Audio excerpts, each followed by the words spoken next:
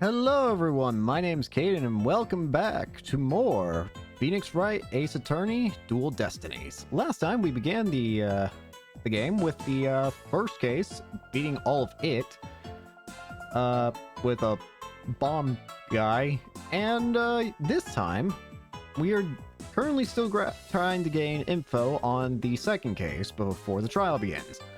And now we lead into this man. Phineas Filch, I believe they said his name was. So, yeah, let's continue. Before we do anything, let's show this stuff. Mind if I ask you about this? Oh, that. Right. Well, does it ring a bell? Oh, it's ringing all right. Well, thank me for all my hard work, and I humbly accept. No, this isn't a gift. Should have known this was a dead end.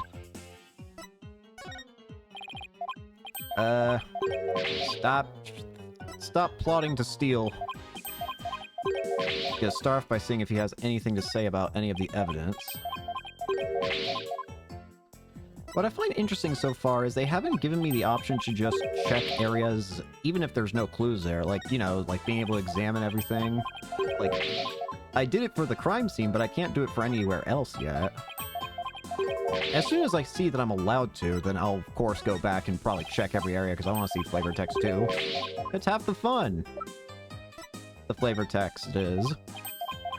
So, of course, once I get an opportunity, I will. But until then, I'm just gonna... I guess I'll just continue the story until until it freely allows me to check places. Hey, there's the amazing Ninetales mask.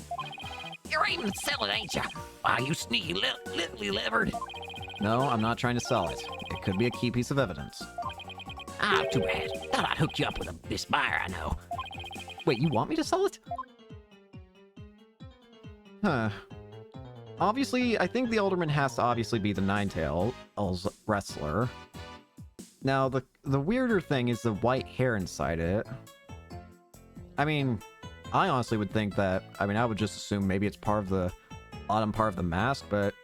it seems like they're distinctly making it obvious that it's something different. Alright then, Mr. Filch. Let's talk. Amazing Ninetales is our village's savior, and don't you forget it. Amazing Ninetales. His trademarks and gold cape made to look like 9 foxtails. He whirls through the ring, smacking down Town wrestlers left and right. He sparked the monster craze, revitalizing Ninetales Vale in the blink of an eye. Yep, saved our village from becoming a ghost town. Now it's a yokai town. Huh. Amazing Ninetales really does sound... well, amazing. Yeah, pretty amazing, huh? That's why he's worshipped like a hero around here. I'm proud to be from the same village as him. Come to think of it, you look kind of monster like yourself, Mr. Filch. Guess it makes sense since you're from the same village as the Amazing Ninetales. I know. A lot of people have told me I look like a yokai. Since when was that a compliment?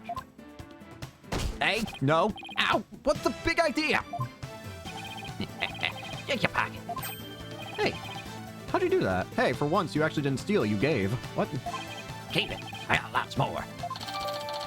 Amazing Ninetales Glossy added to the court record. A photo of the hero who sparked the monster craze and saved Ninetales Vale from becoming a ghost town. So, you keep saying that the Amazing Ninetales was killed. What's the story behind that? The Amazing Ninetales. Yeah, another reason why I think it's the Alderman is because this belt was in the murder room. It was just, like, up on display. Nothing else looks out of the ordinary there. So, Amazing Ninetales' death. Are you saying he was murdered because his mask washed up alongside the river? And that's the only part of it. The main reason is no one's seen him since the special event. Word around Ninetales Vale is he was killed by Tim and Taro. You villagers are really superstitious, aren't you? We are. We love conspiracy theories too, like the mayor's diabolical plot. The mayor? Of Tenmatown? What is he plotting? Rumor has he's planning on releasing Tenmataro. That's why he wants to merge her. He'll open the Forbidden Chamber once he's in control. That's quite a tale. Ain't finished yet. There's only one person who could stop the mayor. Our hero, the Amazing Ninetales. He vowed to battle the mayor of Tenmatown and stop the municipal merger. I couldn't make this stuff up if I tried. Apollo, we still have to ask him about the Alderman's murder, remember? Oh, yeah, you know anything about that, buddy? Mr. Filch, would you mind telling us what you were doing at the time of the murder? I was in the caretaker's office guarding the entrance like Mr. QB and I said I should. I made double sure no one came in. I have a clear view of the foyer from where I work. You must be talking about this small room in the upper right. There is a camera there, too. It definitely looks like you can keep track of the comings and goings from there. And you have an alibi to back your statement up, Mr. Filch. I do indeed. I was with the mayor at Tenma's aid. Lord LaBelle's his name. Oh. I remember the cutscene, and the person we saw with the spear definitely had hair like that. Florent LaBelle, huh? So the two of you were together. That's a pretty sound alibi, alright. And nobody came in or out of the manor around the time of the murder? He kept watching the whole time. Didn't see a soul pass by. If anyone did, that there security camera would have spotted him. So no one came in or out around the time of the murder. It means we're dealing with someone who was already inside when it happened. So, do you think this mask is the real deal? Without a doubt. This here's the mask worn by the amazing Ninetales. What about that white hair I found inside the mask? Wait, I just thought of something. Remember the golden animal fur we found at the crime scene? Could it have come from this mask? Look, there's even a spot where some fur is missing. And this places this mask at the crime scene at some point in time. Which means... What does this mean? Someone with white hair who is linked with the murder and is against the merger? No way. The amazing Ninetales and the Alderman actually be... Something wrong, Apollo? You should see the look on your face. Oh, no, it's nothing. Maybe Jinxie could tell us something, since she works here. Golden fur reattached to the amazing Ninetales mask. White might have been at the crime scene.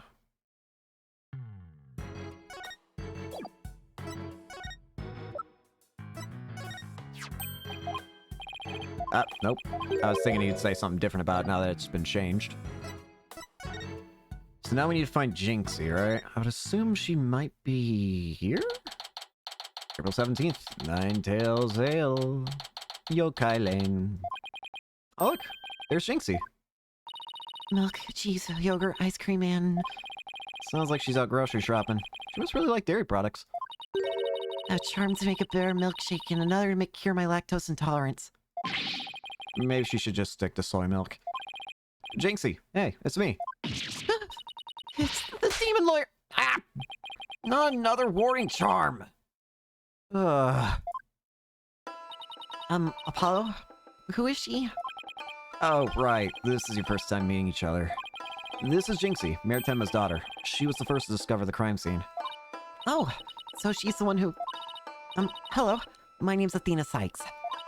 I'll be helping Apollo defend your father at his trial. Pleased to meet you. Pleased to meet you, too. Where's Trucy? She went back to the office ahead of us. I love how anytime Apollo talks, you can actually see the slip of paper just move from Apollo talking. But don't worry, Athena and I are on the case. Wait, how do I know you didn't gobble her up alive?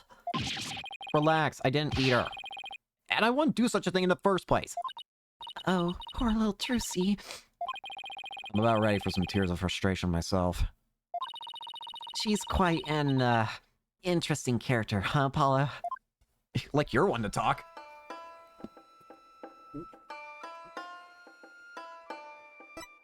Let's start off by presenting things. So you really are a demon lawyer. And so then you must know Emma Dio, the praiser of souls. What's he like? What's he like? Well, he's bald, has a white beard, and... And what? He shouts guilty and order while banging his gavel. I call him the judge. Oh, wow. He's as scary as I thought.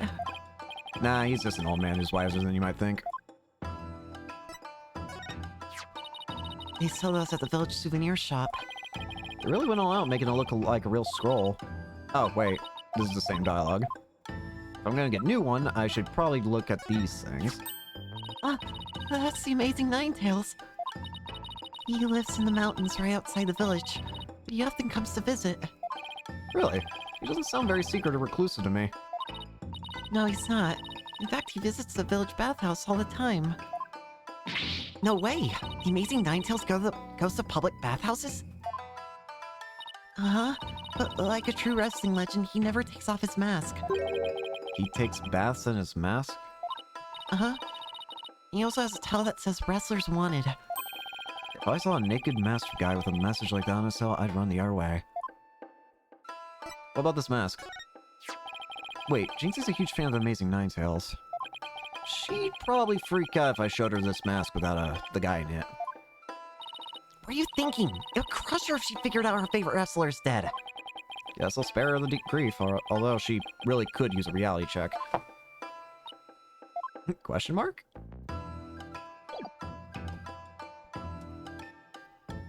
Let's talk, Jinxie. The incident. Jinxie, do you remember any more of what happened? Not much. Or at least not yet. But you do think Tamataro was the killer, right? That yokai we saw at the festival? I don't know anything about that. Huh? But you said Tamataro murdered the alderman. It's okay, Jinxie. You can tell me— Yeah, what was that for? You will see things when they don't get enough sleep. There's no such thing as monsters. Huh? What's gone into her? So, if there's no monsters, you admit I'm human. No, you're still a demon. Oh, I give up. It seems like Jinxie doesn't want to talk about Temitaro for some reason. But that's precisely what we need to know more about. Besides, she definitely thought there was a yokai in there in the Fox Chamber. Jinxie, about this charm. That's... You gave me this when I was heading off to the scene of the crime. You thought Temitaro was the murderer. That's why you gave this to me, right? It's true, but... If there's anything else you could tell us, it would really help. And it will help your father, too. Alright. Temitaro did it? Why do you think Temitaro's the killer? I saw him. Saw him with my own eyes. Temitaro's right there in the manor. He escaped his prison and ran right by me. What? Jinxie, tell us everything you saw. I called the police after I stumbled on the scene. I was just about to head back to the festival grounds when... Sorry, I just woke up. I saw Temitaro. It was right around here. He was running right at me. I was paralyzed with fear. But there was no one around to help me. The Palpies raced right by me toward the foyer. Toward the foyer? Mr. Filch and Mr. LaBelle were supposedly in the foyer at that time. That means they would have seen Temitaro too. Sounds like we better get to their statements. Considering Jinxie's mental state, her eyes could have been playing tricks on her. Apollo, remember this picture in the paper? Someone caught Temitaro flying through the air. I wonder if it's the same Temitaro Jinxie says she saw. Oh, you think that maybe that was right after the murder, maybe? Don't be ridiculous. Temitaro is the killer, and he can fly too. Strange. Jinxie works at the Alderman's Manor, so maybe she can shed some light on this. So, no one knows the Amazing Ninetales' true identity? Uh-huh. They say no one's ever seen him without his mask. Doesn't that make you want to know even more? Uh-huh. That's why matches where wrestlers try to expose their opponent are so popular. Wait. You mean expose, as in strip them naked? You even think like a demon. The only thing the winner removes is the loser's mask. To have your mask torn off is the worst humiliation a wrestler could suffer. That's why their masks are more important to them than the life itself. So you see, these unmasking matches are life and death battles for the wrestlers. That means this mask didn't just happen to wash up along the riverbank. There's gotta be a story behind it. No one could stop the Amazing Ninetales. Bet she'd be shocked to find out he's really the alderman. About the yokai you saw at the scene of the crime, anything else stand out? Actually, I heard this strange jingly sound. Jingly sound? Can you be a little more specific? My memory's kind of fuzzy. I vaguely recall seeing Temitaro hold a staff or something like that. A staff? Yeah, now you mention it. Maybe that's what was making the strange sound. Does Temitaro usually carry a staff? Good question. I've never heard anything like that. It's not shown in the scroll. How about in other documents? Any of them show Temitaro with a staff? This is the only known document depicting Tenmataro. After all, those who easily depict the demon are forever cursed. Okay, so why would he have a staff then? Then what's the deal with Temitaro, with the Temitaro you saw, Jinxie? It seems those who foolishly choose to depict the demon are cursed. Jinxie's eyewitness account of the demon in the hallway are near the crime scene. She says it fled toward the foyer. Why didn't you tell me you saw Tenmataro earlier? After leaving the scene and calling the police, they passed each other at the bend in the hallway as he made for the foyer. He was carrying a staff-like implement that jingled. She couldn't call for help because there was no one else in the hall. Staff. A staff, a staff, a staff.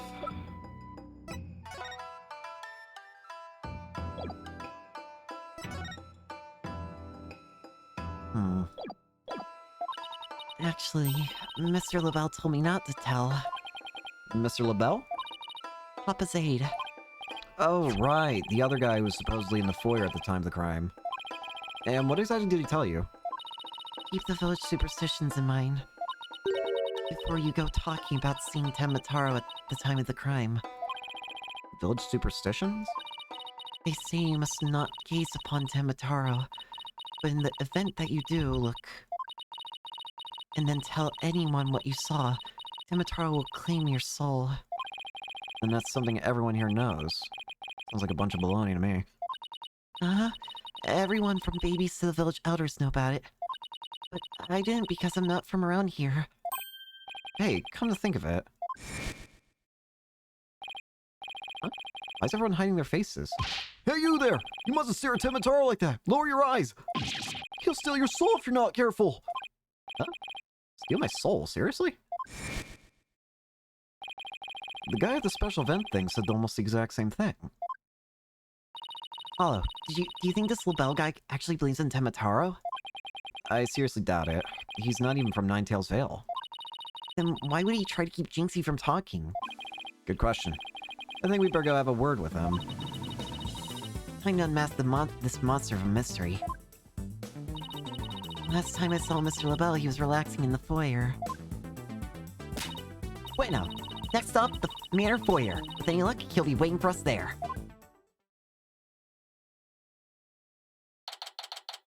April 17th, QB Manor. Foyer. There's no one here. Guess our luck isn't so good when it comes to Mr. LaBelle. Maybe he's out for a walk or something? Huh?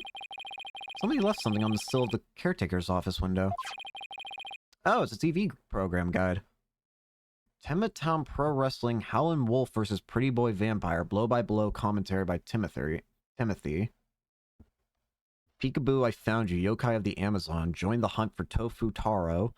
A high-protein yokai said to fight cancer and heart disease.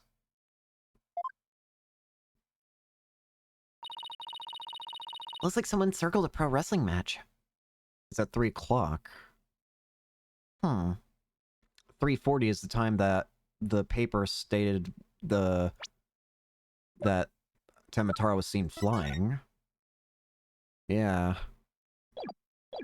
So 40 minutes after this program occurred, Tenmataro was seen flying across the sky.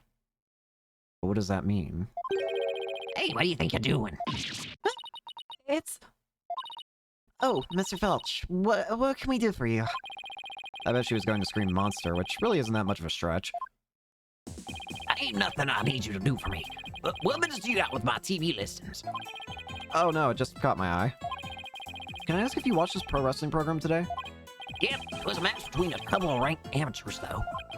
It was a complete disaster. I reckon even I could have done better than that. I seriously doubt that. It's just TV program guide. The afternoon wrestling match was a total disaster. I almost forgot. There's something I wanted to ask him. Mr. Filch, did you see anything unusual around the time of the murder? For example, Tenmataro or something like that? Huh? Mataro! So you did see him. How clean and shiny your forehead is again today, Mr. Loiser. Bitch is shining up every day, real pretty like. Ladies must love it. Please don't change the subject. And FYI, that was a seriously bad attempt at flattery. Jinxie says she saw Tenmataro flee toward the foyer. So you must have seen him too if you were here. Wow, I really pushed the button there. Well, did you see anything or not? Huh? Oh, what the? Hi, that is quite enough. I must ask that you do not pester my friend anymore. Forgive me for being pestered, sir. And you are? I am Florent Lebel, your divine and personal aide to Mayor Damien Tenma. You divine? More like yokai grotesque. This place is crawling with monsters. Oh, excuse you. Ah, don't spray me. What the heck was that for? It was just a little cologne. You had a look of a stinky sweat about you. It's from my own original brand of cosmetic called Je suis Lebel. Oh, what a heavenly scent. Ugh, I think you just paralyzed my olfactory receptors. I suppose such a scent would be difficult for a peasant to appreciate. I'll have you know that is brand number 5 Bonjour. It's my way of introducing myself. Enjoy. Where's my bottle of adieu so I can return the favor? Enough about the cologne. Please, tell us what you saw around the time of the murder. Yes, do you always go around sticking your hand in other people's faces? Oh, no, I just wanted to show you this. Ah, yes, you do have something in that grimy paw of yours. But we have eyes for things of beauty. Now, if you would excuse me. Guess he'll only look at stuff that interests him. What about Tenmataro? Nope. How about this? Yes, that's a warding charm, but why are you showing it to me?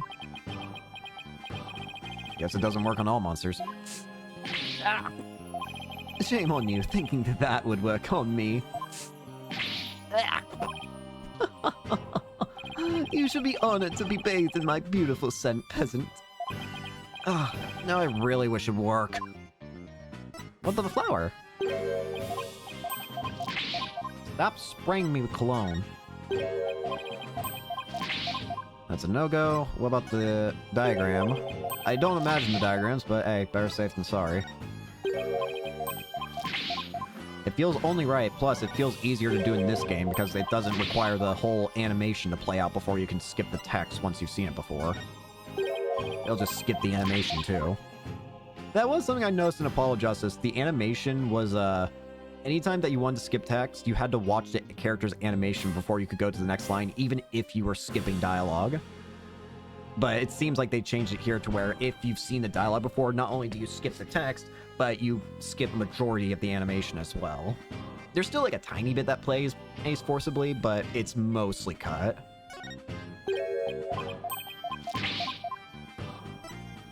Which is a big help.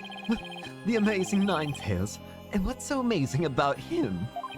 I mean, my glossies are selling way better than his. You sell glossies of yourself? That's right. I have one for all 7 of my hair colors. Excuse you? Oh, yes, that's it. Civilization over. If you want one, you need simply ask. I'll even let you choose the color yourself. No, thank you. You have 7 hair colors?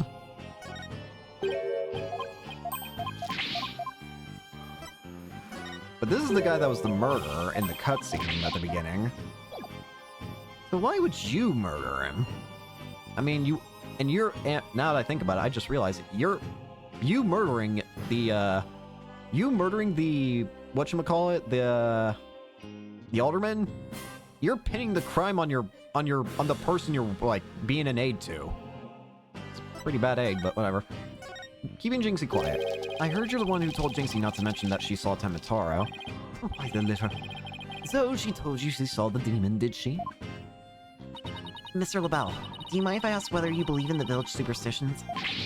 Oh, please. I was merely trying to keep with traditions. Nevertheless, I will say this. I wouldn't stick my nose into this old Temitaro business if I were you. Bad things happen to those who do. That much is true. He is one scary monster. That's crazy. You really expect me to believe that monsters are real? Well, you're real, and you sure look like a monster. Look who's talking. So, Mr. LaBelle, you didn't see Temitaro. Little Jinxie has an active imagination. Isn't that right, Phineas? That's right. I didn't see nothing, especially not Temitaro. As for me, I only see things of beauty. That's why I can barely see you. I've got 2 words for this guy. Total freak. Your alibi. Could I ask you what you were doing at the time of the crime? In other words, you'd like to hear my alibi. To think you would suspect me of all people. Oh no, it's just a formality. We ask everyone the same question. How dare you doubt me? That's an affront to beauty itself. You obviously can't see straight. Like that spritz really helped. What were we doing, you ask? Go ahead, Filchi, answer the question. At the time of the crime, we were, in this here foyer. Exactly. Good answer, Filchi, good answer. Just repeating what you said. You said quite enough. What is with these two? Great, now he's got me talking like that.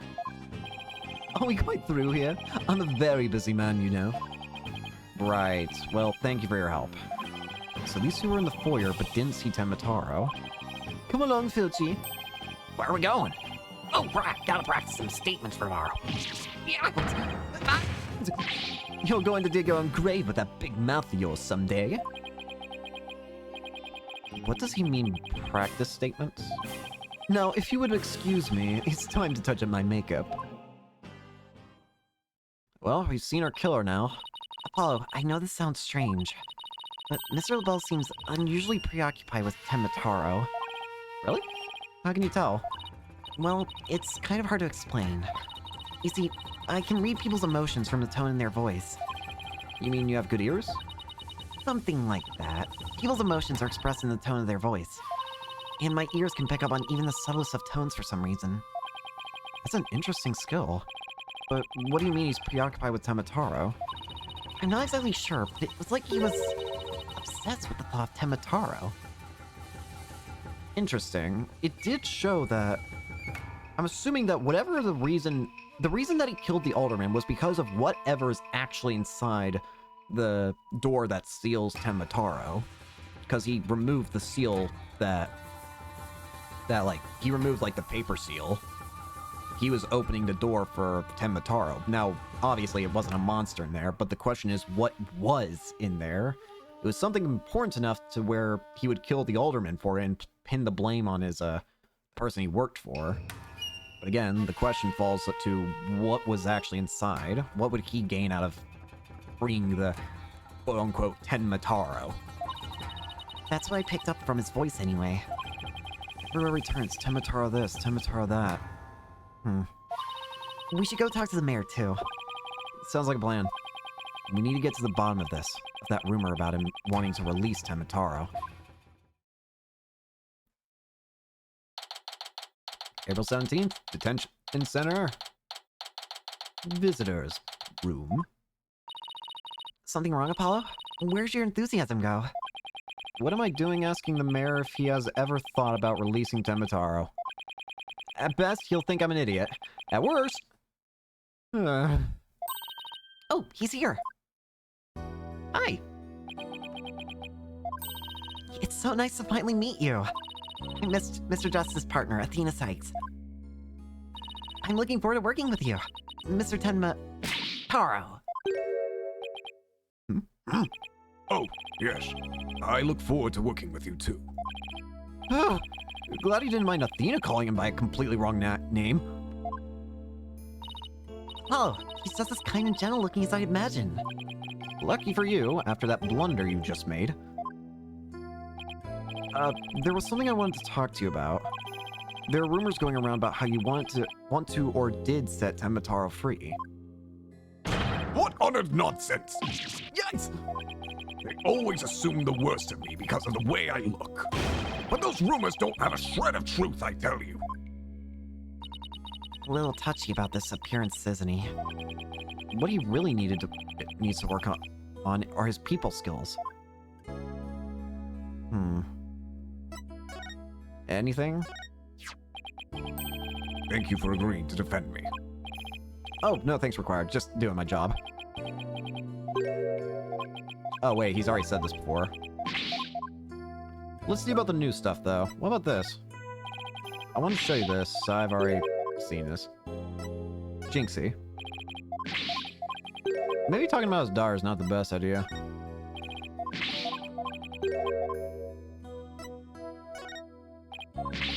Alright, let's just get to it then.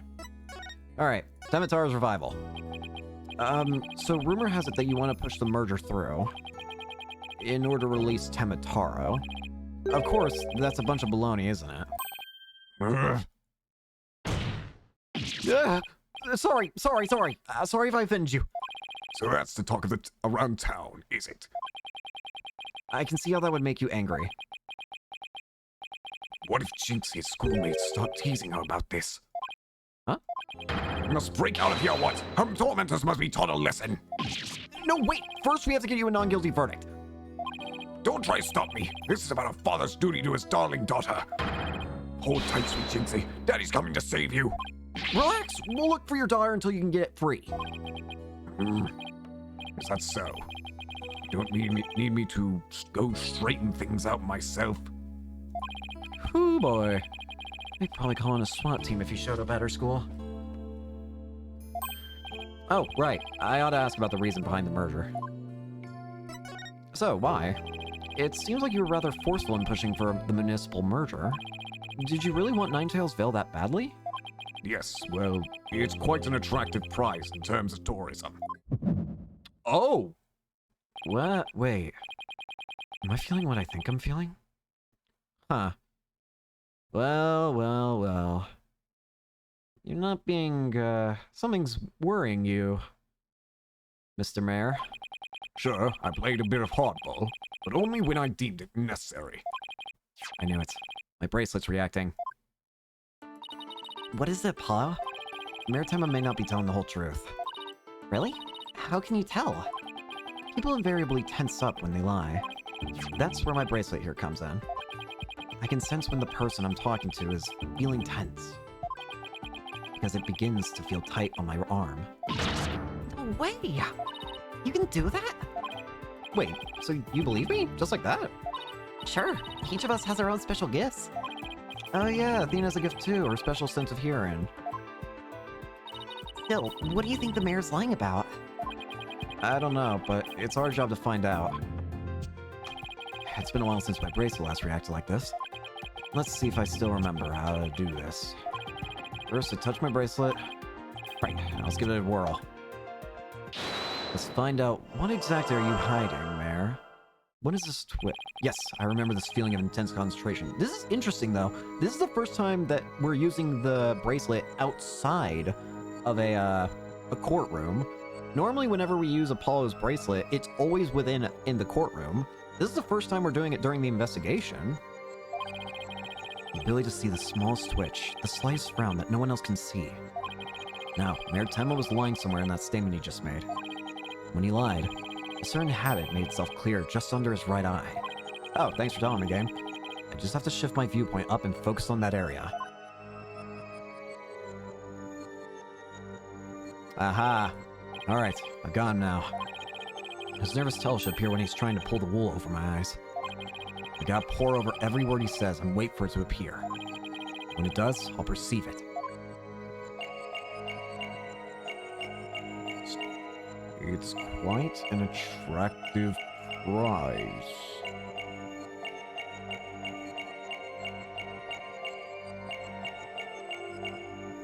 In terms...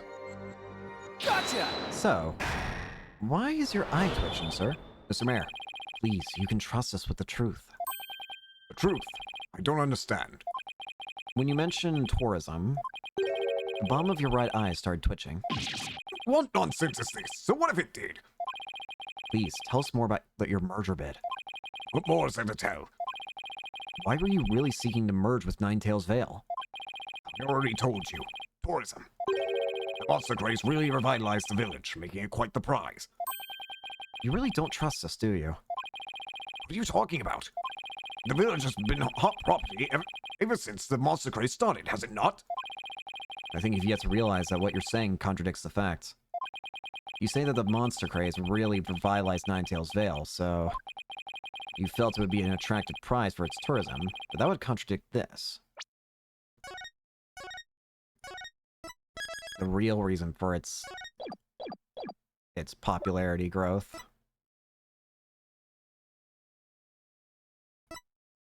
Is it this? Take that! Monster craze in Ninetales Vale is a very recent phenomenon. It was sparked when the amazing Ninetales rose up against the municipal merger. The village was practically a ghost town before then. Ugh. So you see, you couldn't possibly have seen it as an attractive prize for its tourism. What's the real reason behind your push to merge Tenma Town with Ninetales Vale, huh?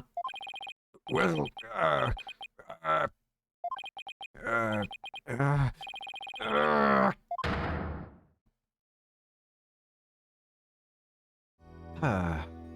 Why the merger? Are you ready to tell me the truth now? honestly, I never wanted to pursue the merger in the first place. But I had no choice if I wanted to protect my darling little Jinxie. Excuse you? Were you being blackmailed? Protect her from what? I received a threat. It said either I go through with the merger or my Jinxie dies. What? How awful! Who would do such a thing? I don't know. But whoever blackmailed me must be connected to the murder. It had to be LaBelle then. He would be the one who'd have the easiest time of getting a threat across without being known. Considering he's the aide of you. Oh. Why? Why on earth? What is in that room that supposedly Tenma Taro is being stored in? Or sealed away in? Wait, so you think the blackmailer and the killer could be the one and the same? Alderman QB was immensely popular, so you have to ask, who would want him dead? The blackmailer who wanted the merger at all costs had all the motive in the world. But why go from blackmail to murder? The merger protest won't disappear just because the alderman was killed. Could it be... What if there was another reason for the murder? Like what? Maybe the blackmailer discovered Alderman QB's secret identity. And his secret identity was a threat to the blackmailer's merger scheme. What do secret identities have to do with anything, Apollo? I have evidence revealing the Alderman's secret identity. Maybe it's time to use it. The mask. Miratema, please take a look at this if you would. It's the amazing Ninetales mask. What is the meaning of this? The mask was almost definitely at the crime scene. There was some white hair inside. White hair? You say? There was but one person with white hair in the manor that day. What are you saying? You know which man I'm talking about, right? I'm talking about Rex QB, the amazing Ninetales himself. No way! The Alderman was... impossible! Wait, come to think of it, Alderman QB was a former pro wrestler. So the blackmailer turned killer when he discovered the alderman's secret identity. Didn't I just say that? But yeah, the amazing Ninetales was a threat to the blackmailer's scheme. He opposed the merger and as a result, single-handedly sparked the monster craze. Even so, what was the mask doing at the crime scene? There had been an event at the manor, and maybe Alderman QB had taken part in it, if you get my drift. This is absurd! Mr. Mayor, do you have proof of the threat that was made against you? Yes, a blackmail letter. Unfortunately, it disappeared after the murder. I'd been carrying it around in my briefcase, but now it's suddenly vanished. Blackmailer must have taken it with them after they killed the alderman. Great. That would have proven his innocence in a heartbeat, I feel, but obviously... Well, at least we've clearly established the killer's motive. Hey, Emma, visiting hours are over. It would appear this meeting is adjourned. Well, Apollo, do you really think that Temitaro that Jinxie saw is the killer? I don't know. All I know is there's no such thing as monsters. What about that newspaper article? Could the killer have purposely freed Temitaro to do their dirty work? Oh, come on! There wasn't any Temitaro to release in the first place! Yes, but the only suspects the police have right now are the mayor and the yokai. We'll probably be arguing whether there was a yokai involved in the court tomorrow. I can already see that look of disbelief on the judge's face. Apollo? Are you alright? I'm fine. I'll think of something. I'd better, because I can't very well say a flying demon was the killer. At this point, the only thing I know for sure is tomorrow is going to be one doozy of a trial. Are we finally beginning? Finally get to see our prosecutor? We already know the name of him, Simon Blackwell from, Fulbright. Ooh boy. Let's do it. April 18th, 9:15 a.m. District Court Room, Defendant's Room, Lobby number 3. Hi. You okay, Athena? You've been really antsy ever since we got here. I'm just excited. This is my first real court case after all. Yeah, a real ball of excitement she is. I know just what she needs. Athena! Didn't you ever learn about indoor and outdoor voices? I'm just trying to show you the best way to relieve your pretrial jitters. By scaring the daylights out of me? No, I find that shouting "I'm fine" in a loud voice really relieves the stress. It's part of my Chords of Steel voice workout, and a must before every trial. You want me to shout? Here. That's right. Here, I'll go first, then you try. I'm Paul Justice, and I'm fine. Alright, I'm Athena Sykes. And I'm fine. I think that actually worked. I thought it might help. Always works for me. An old friend of mine from junior high and I say it all the time. I see. Proven remedy to calm the soul. I like it. Sometimes all you need is to scream the anxiety out. Hey, how about we finish off with a race around the courthouse? The point is to relieve stress, not get totally exhausted. Hi! What's with all the racket, you two? Ah, Mr. Wright. Just a little voice workout. Hey, what's with the suit? Oh, this? I was thinking about getting my attorney's badge back, that's all. That's all? That's huge news! But why now? I have a feeling I'll be needing it in the courtroom again sometime soon. But we can talk about that another time. Oh, fair. Inquiring minds want to know. Wow.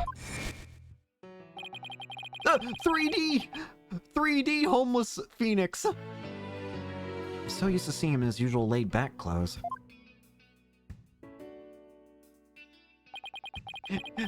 You know, when he freshens up, he looks about like 5 years younger somehow. That suit makes him look like $1 million. By the way, have you heard about the prosecutor assigns this case? Yeah, he's serving time, but before that, he was a prosecutor. He also uses psychology? That's right. I've heard the rumors about how he was back before his conviction.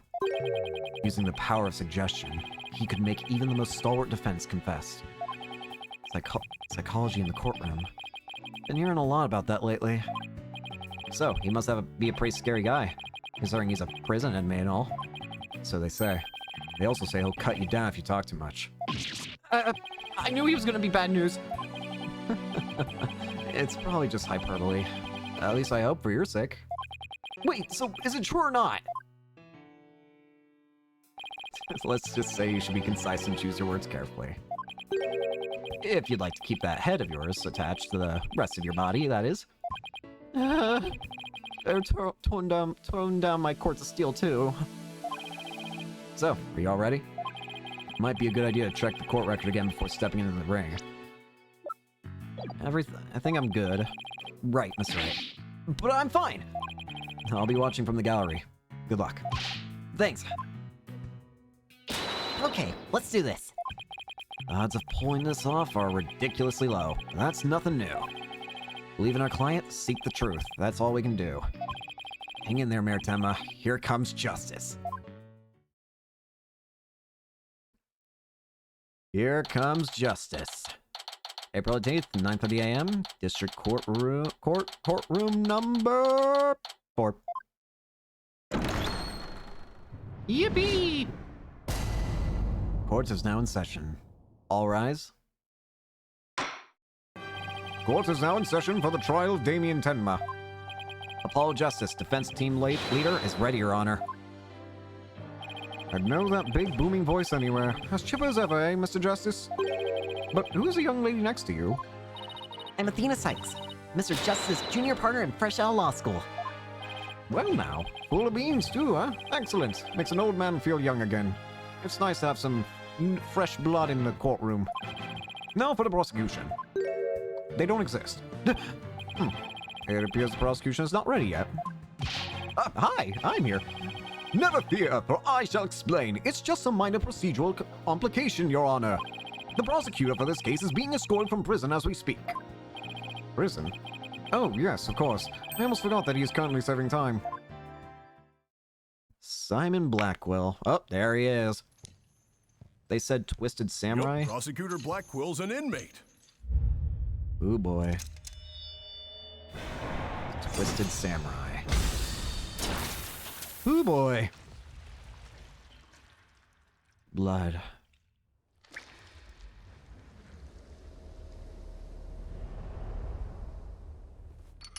Here we go. But even a convicted murderer still got a job to do and duties to perform. Ooh, boy. He's definitely got an imposing presence.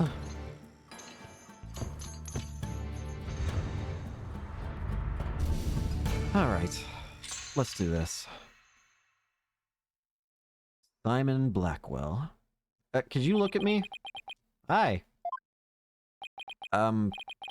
Who's that with his back to us over there? That's him. I'm sure of it. Prosecutor Blackwell. Is the prosecution ready?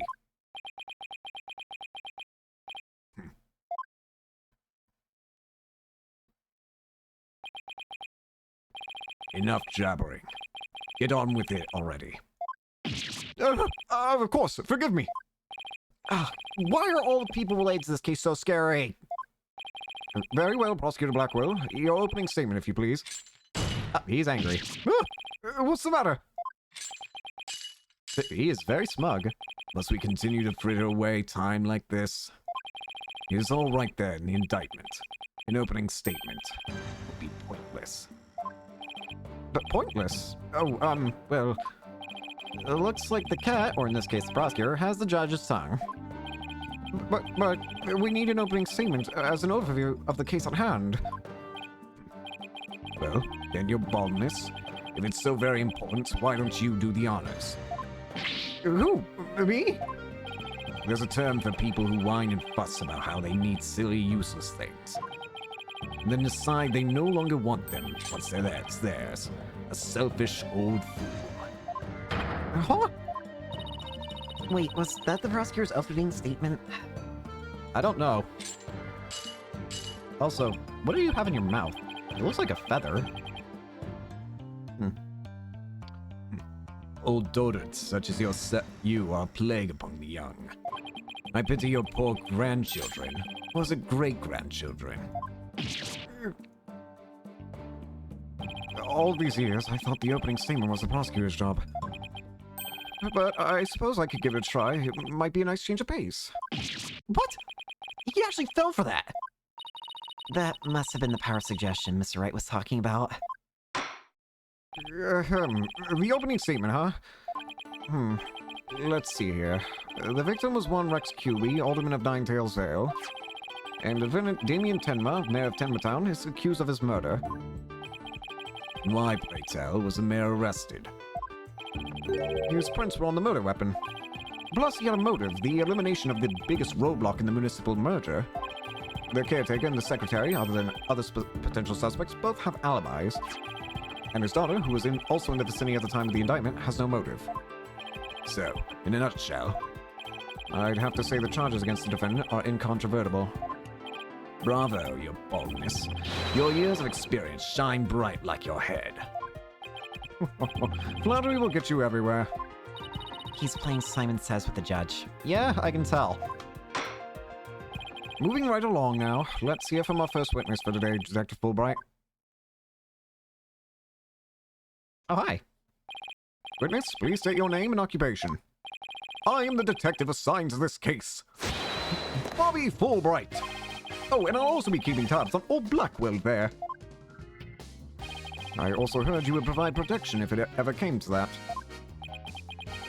Yeah, I will kill you. It would seem that I have been sorely underestimated. Wait, who's protecting who from what?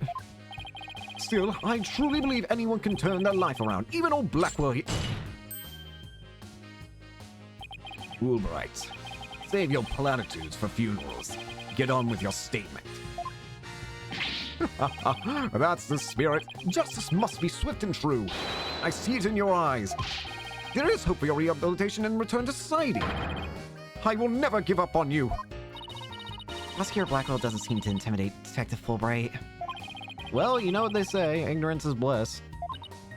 Oh, so that's why Detective Fulbright was assigned to Blackwell. He's so oblivious. Now, let's have your first statement, Detective Fulbright.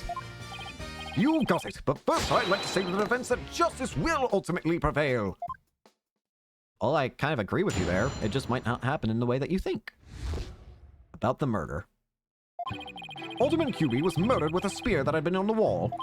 The fingerprints of the defendant, Damien Tenma, were found on the murder weapon. At the time, Alderman QB was asleep from a drug he unwittingly ingested. Mayor Tenma attacked his helpless victim, impaling him like a human shish kebab. But the sudden pain jolted the victim awake, and he grabbed the statue and struck back. Ah, I see.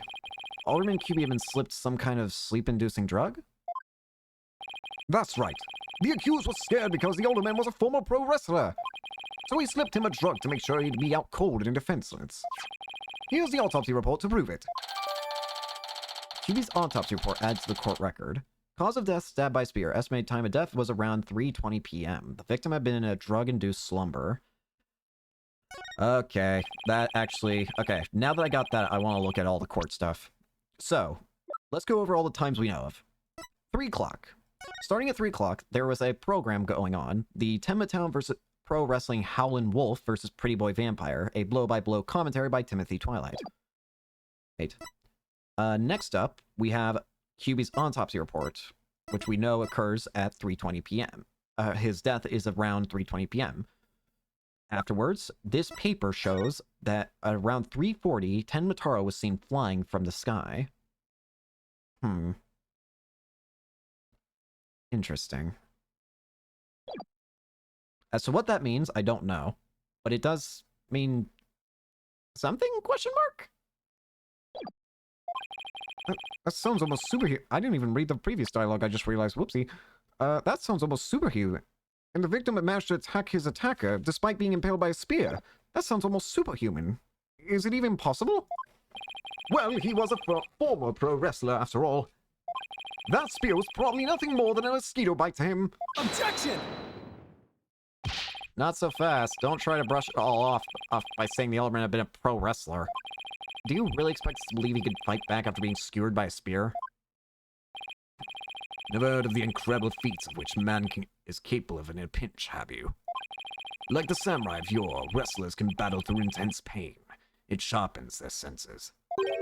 I used to talk about it with a former wrestler I met in the clink. I don't know. It still sounds a little far-fetched. Does it now? Perhaps we should test the theory on you with the edge of my blade. Wait. I didn't sign up for this! Oh, thank God. Oh. And so your life is spared. For now. Please let those shackles be made of titanium. I don't want to die. My investigations are as thorough as they are foolproof, for my name isn't Fulbright. I vow to resign immediately if I ever make a false arrest. The accused footprints were on the weapon, and he's the one person without an alibi. Quite decisive evidence. Wouldn't you agree, your boldness? The defendant is sounding guiltier by the minute. He has the judge leaning toward a guilty verdict, and the trial's just barely begun. What's more, a curious rumor about the accused is making the rounds. They say he seeks the merger for the purpose of freeing Tenmataro from his imprisonment. Truth be told, I can think of no real reason to show interest in that backwards burg. Perhaps he's a complete nutter and really does seek to release an imaginary demon. Either way, he is raving mad and more than capable of murdering the alderman. That mayor's a strange one, all right. I already went on a blood drive but instead of donating, we tried to make a withdrawal. What? Hold on. We're not gonna sidestep that. I heard he went to a blood drive, but instead of donating, he tried to make a withdrawal? Are you saying he put the blood into himself? You know what? On second thoughts, maybe we should just overlook that. Order! There will be no gossiping in my court. Your boldness. Please take a gander at those charms plastered across his cranium. I hear they're meant to keep him safe from possession by the demon Tenmataro. Then again, perhaps he's already under the demon's spell. Behold, a lunatic appears poised to lunge at you at any moment. Hold it! The rumors and quirks of Mayor Tenma have no relevance to this case. Besides, those charms on his head, they're just a fashion statement. I think. Come to think of it, such things don't seem relevant to the case, do they? The prosecution will refrain from dragging our client's reputation through the mud. Oh, what a dreadfully fearsome lass we have here. Thanks for that lifeline, Athena. Careful, Apollo. He has the judge dancing in the palm of his hand. Power of suggestion is one of the more powerful tools in Simon Blackwell's arsenal. He's trying to manipulate everyone's impressions to suit his objectives. This guy really is bad news. In any case, it seems the victim did manage to defend himself despite being impaled. What sort of weapon did he use against his attacker? None other than this statue right here. It appears to be a statue of two strange creatures locked in battle. Two yokai, to be exact. On one side is the nine-tailed fox, and on the other, Tenmataro. Quite interesting if you think about it. It's as if this very case were rendered in art. Yeah, it is. The mayor's blood was found in it, but no prints could be lifted. Mr. Justice, you may proceed with your cross-examination. Alright, Simon. You're already a fearsome foe, but I ain't gonna let that stop me. Alderman QB was murdered with a spear that had been on the wall. So, those weapons on the wall of the Fox Chamber, I presume those are real? Don't you think keeping real weapons around like that is rather dangerous? No matter what he collected, the Alderman insisted it to be the real deal. For instance, he had a real demon's club in his possession. Apparently, one of his ancestors claimed it after defeating a demon in battle. What? That's gotta be an old wives' tale. The Alderman had pure, unadulterated justice flowing in his veins. Whatever he did it right. He lost a real champion of justice in his death. What?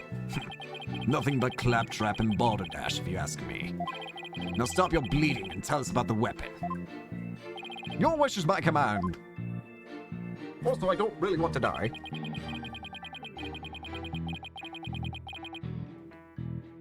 Found the murder weapon. It doesn't make sense if you think about it. Prince could be easily wiped off. You do have a point there. Uh-oh. I'd venture to say he did not wipe off the prince because he could not. What do you mean? Looks like he wants you to figure that out. Well, just stand there, show him who's boss. I'm totally lost. So why don't you just tell me the answer already? Don't look away from me! I don't think he saw that plea for help. You feeling alright, kid? Running a fever, perhaps? I wish trials came with a reset button. Well, the specifics may yet come to light. Please receive Detective Fulbright. Time Alderman QB was asleep from a drug he unwittingly ingested. Hold it! Hang on. Come to think of it, a coffee cup was found on the floor. Was the sedative in his coffee? Bingo! We found traces of a sleeping agent all over the inside of the cup. And that is why he was out cold. That is until he leapt to his feet upon being impaled by the mare. What an awful way to wake up. A rather stimulating eye-opener, if you ask me. I too would have risen to the attack, for to die in battle is the samurai way. Paradise awaits fallen heroes, but that hole in his stomach would make eating a challenge. Prosecutor Blackwell, please! Those morbid jokes of yours have no place in this court! Says a jester in detective's guise. Moving right along, I will refrain from, dealing with your insults.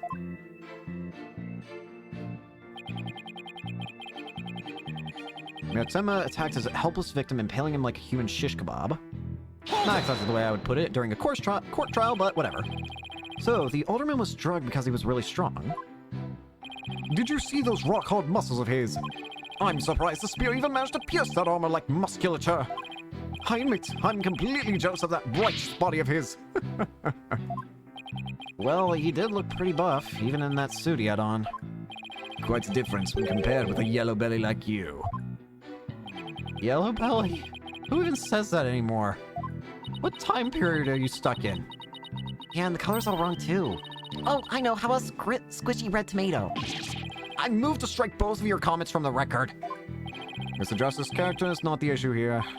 Now let's get back to what happened after the far more muscular alderman was impaled. Yes, well, your average person would likely have died on the spot. The sun pain jolted the victim awake, and he grabbed the statue and struck back. Hold it! Could he really have attacked his attacker after being impaled with that huge spear? Absolutely. After all, he was once a pro wrestler.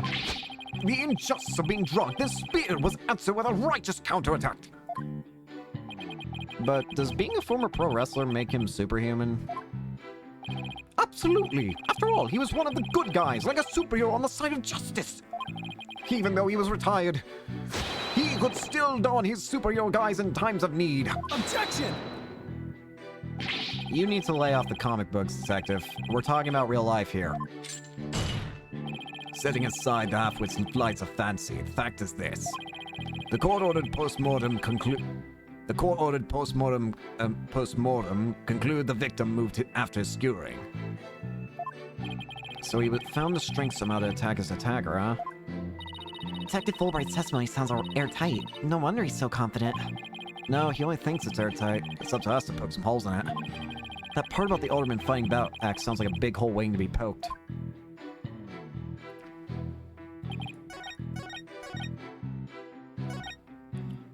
So, we have to prove... It sounds like we have to prove that the alderman could not have fought back. Is there anything that proves this?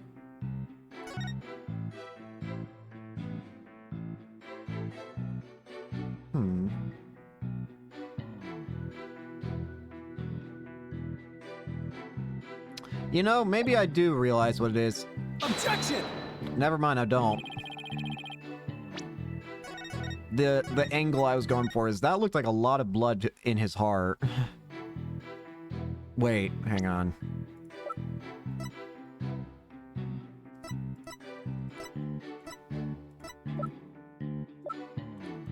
Objection!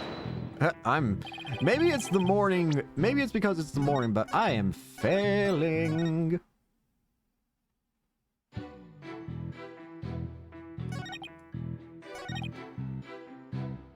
And he grabbed a statue and struck back. Wait, where was the statue, if I might ask?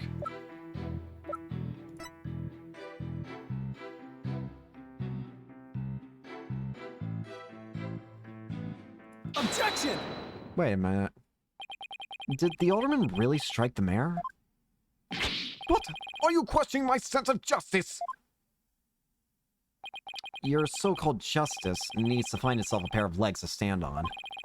You claim the alderman struck back after the mayor put a spear through him. But the statue you supposedly used to defend himself creates a major hole in your theory. It would appear the defense has a counter-argument. Very well, let's hear what the defense thinks is odd about the detective statue theory.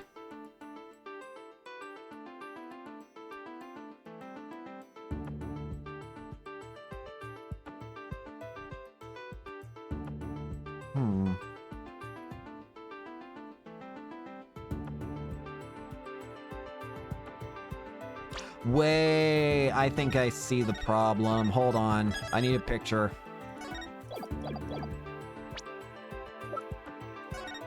Yeah, that doesn't make sense. There are no fingerprints, but he's not wearing gloves. There are no fingerprints on this supposedly crucial piece of evidence. And if you look at the crime scene photo, where are his gloves? You'll notice that the alderman isn't wearing gloves. Yes, I believe he's quite gloveless indeed. If he touched the statue with his bare hands, he should have left some fingerprints. Detective Fulbright, you did take that into account during your investigation, didn't you? Ah, this can't be happening. Did I arrest the wrong man? You did it, Apollo. You knocked Detective Fulbright off his high horse. Well, it's just 1 point in our favor. What do you suppose clubbed the mayor if it wasn't the alderman? Well, if it wasn't the alderman, that means someone else must have clubbed the mayor. You mean there was a third party there in the Fox chamber? Exactly. And this could be the big break we've been looking for. There does seem to be a hole in the prosecution's argument. Prosecutor Blackwell, would you care to respond to the defense's assertion? No. The least you could do is look at me while you're being dismissive. Your mind is as dull as an unhoned blade, Justice Dono. Justice Dono? He's been watching too many samurai flicks. It will take far more than that to cut down Simon Blackwell. A whelp such as you has no hope against my superior swordsmanship. This is a trial, not a sword fight, Prosecutor Blackwell. There's a perfectly good explanation for the lack of prints on the statue.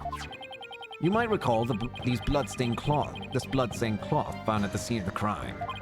Well, it just so happens that the blood was the mayor's. So, what are you getting at? Tone your mind, boy. Why was there blood on that cloth? Solve that riddle, and you shall see that the hole you thought you found is but an illusion. Now, let's see. How was that cloth used? Was it used... I'm assuming he's getting at it's a statue wrap. Maybe the alderman wrapped the statue in the cloth. In short, he wasn't touching the statue directly when he used it to strike back the mayor. Ah! Precisely. Bully for you, boy. Oh, it was nothing. Apollo, don't let him start manipulating you too. You just closed the hole for the prosecution. I did? I did. Right. That a statue wrapped in cloth would leave no fingerprints is as plain as day. But this also proves that there are no holes in our theory of the alderman striking back. Oops. Ah! Wrapped in a large cloth. Huh. Well, that's a problem. Now do you see how dull your mind is? No fingerprints can be lifted from the cloth.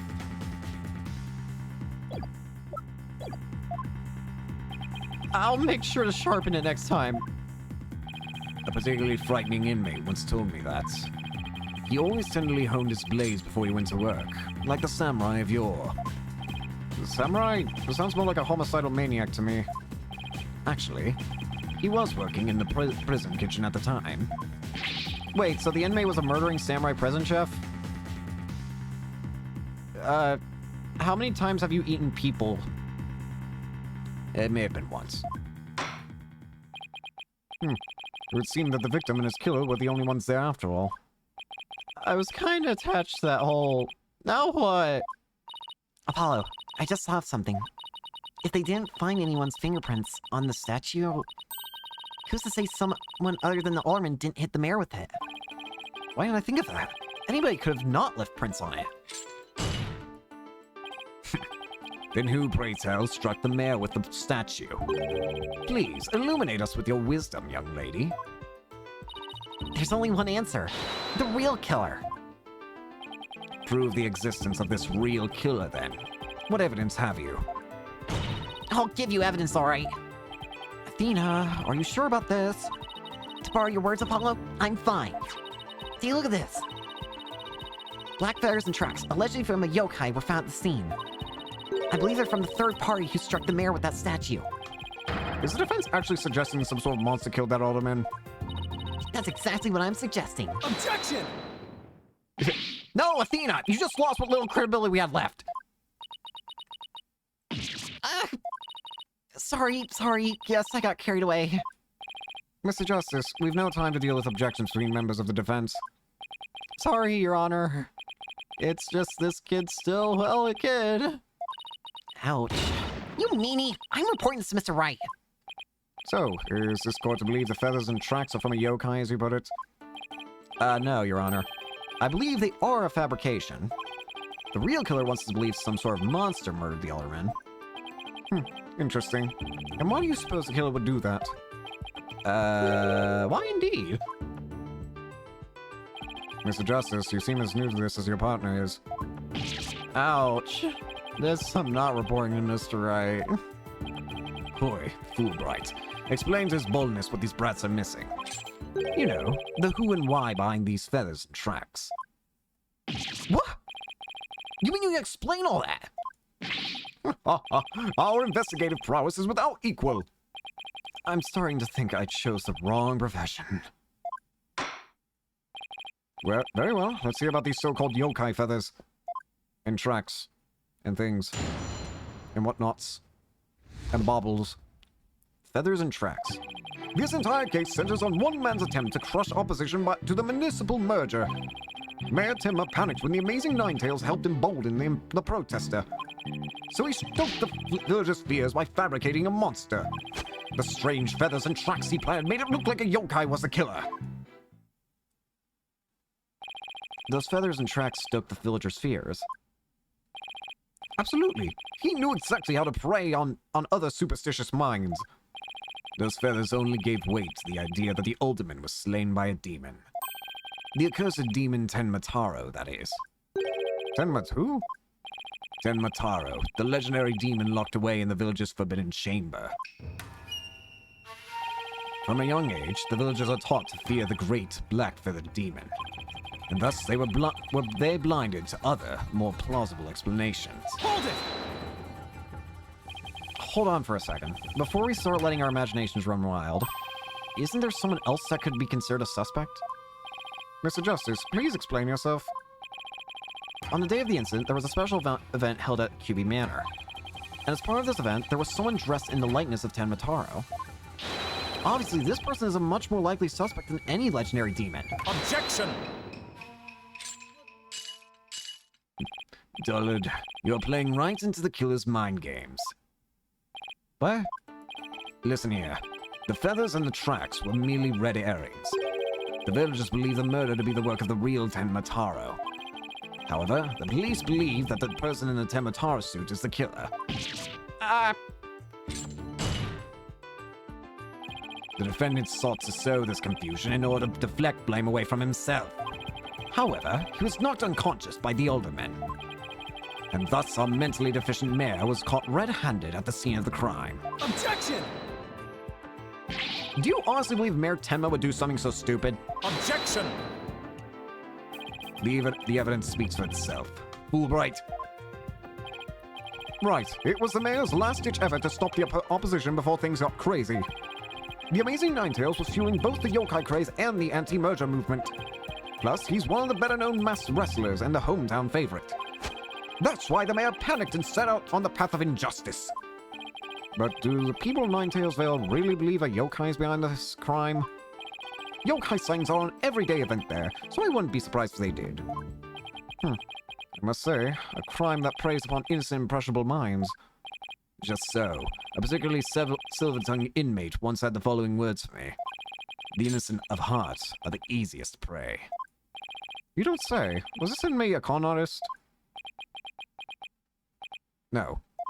He was framed for the murder of his beloved. I actually felt sorry for the poor chap. Wait, so he wasn't the predator, but rather the prey? Okay, that was something to drop on us. Thank you, Blackwell, I guess. Anyways, let's disregard the upsetting news there. Very well. Now then, the defense may proceed with their cross-examination. Do we need to have a retrial for one of your inmate friends, Prosecutor Blackwell? This entire case centers on one man's attempt to crush opposition to the municipal murder. Hold it! Okay. Detective Fulbright, is the anti-merger movement really that strong? Oh, absolutely! They parade around in yokai costumes shouting down with Mayor Tenma. And just the other day, they stormed Tenma City Hall claiming it was a den of vipers. But when the accused showed his face, the angry mob scattered like leaves upon an autumn wind. For you see, lowly yokai are no match for Tenma Taro, the dark lord of their kind. Wait, are the villagers scared of Mayor Tenma or Temataro? I'm confused. I think he means Mayor Tenma. It's easy to get the wrong impression about the guy. Detective Fulbright, why did you suppose the defendant would commit such an act? Mayor Tenma panicked when the Amazing Ninetales helped embolden the protesters. Hold it! The Amazing Ninetales. No one knows his true identity, right?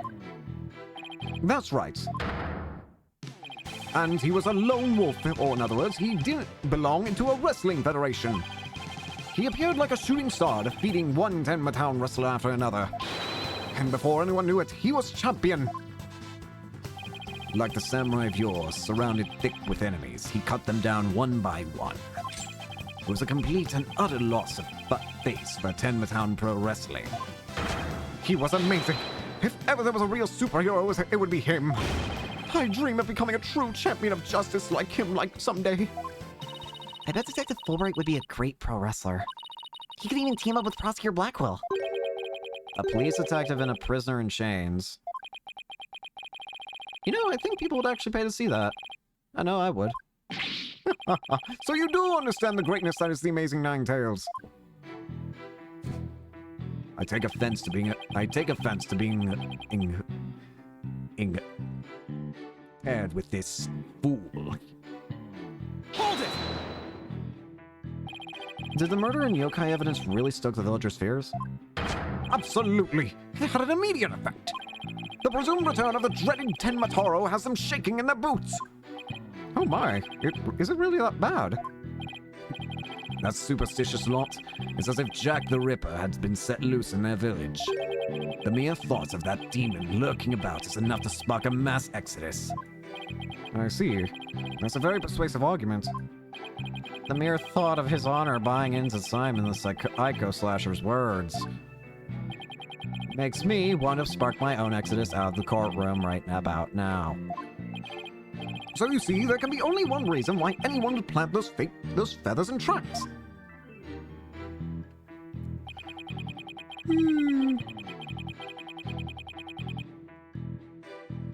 Hold it! Hang on. But it doesn't add up. If what you say is true, why top it off with the murder? What do you mean? You claim that our client planted the yokai evidence to stoke the villagers' fears. If so, then why stop there? Why murder Alderman Cube? Why not stop there? Why murder Alderman Cubey? Excellent point. It is, isn't it? So, Your Honor agrees with... At least there was no reason for the murder, correct? Objection! Perhaps the killing was on the spur of the moment. You're saying it wasn't premeditated? From the outset, I had no intention of paying any heed to any of your babble. However, the fact is, the mayor made a startling discovery. A startling discovery? Why don't I like the sound of that? Alderman Cubey's secret identity. Hello. I think Prosecutor Blackwell has figured out the Alderman's secret identity. Even if he has, why would it be a motive for the mayor to commit murder? This is not good. This patch of fur was discovered at the crime scene. It's from the mask worn by the amazing Ninetails. Therefore, we can conclude that this mask was at the crime scene. Oh my, but why would it have been there? The victim was a former pro wrestler and a member of the anti-merger movement. Need I say more? Well, could it really be? Your baldness has had an epiphany, I see. Our victim, Rex QB, was the amazing Ninetails. And the mayor's discovery of this fact was his motive for murder. No!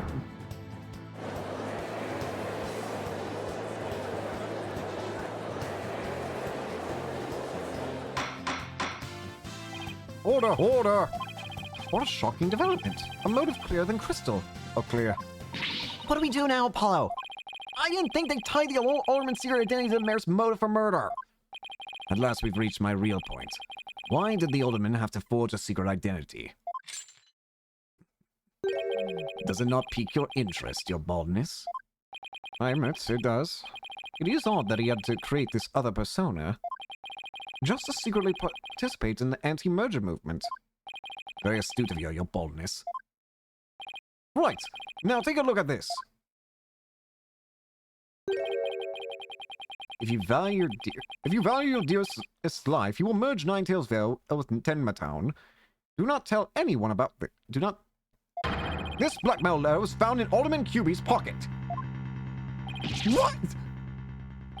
At present, the Alderman's wife is in the hospital. And that letter is clear evidence that the mayor was blackmailing him by threatening her life. Wait, didn't the blackmail letter sent to Mayor Temma go missing? They're swapping it. Right after the Alderman's murder. I think maybe the killer took the letter from the mayor, or after the murder, and planted it into the Alderman's pocket. It's possible, but we don't have any proof that that's what happened. Talk about being up the creek without a paddle. Mayor Timber would have made a clean getaway if he just left after planning the yokai things. But he was knocked out cold by his son's decision to kill the amazing Ninetails. So it was the amazing Ninetails counterattack that brought the entire crime to light. Wait a sec. Corporite's claiming that the mayor killed the alderman after planting the yokai evidence, and that the mayor was knocked out cold immediately after that. Detective Fulbright, please add your previous statement to your testimony. Mayor Timber killed the sleeping alderman after planting the feathers and traps. Wait, I think it's now we're going about times, aren't we? The times are weird, aren't they? First of all, when was the mayor killed again? I would like to know that. The mayor was killed at 3:20. Hey.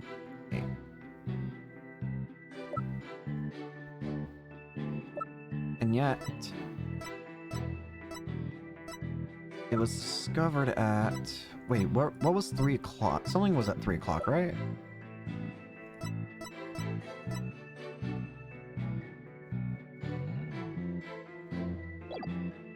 Hold it! So, let me get this straight. You believe the mayor planned the yokai evidence before the murder, not after? Absolutely. Then he was knocked out cold by the alderman's last punch. He wouldn't have had a chance to plant the evidence after that. Something's not right here. Hard to believe that a stiff, humorless man like the mayor could be behind such a stunt. We have to do something, Apollo, before they pin it all on the mayor.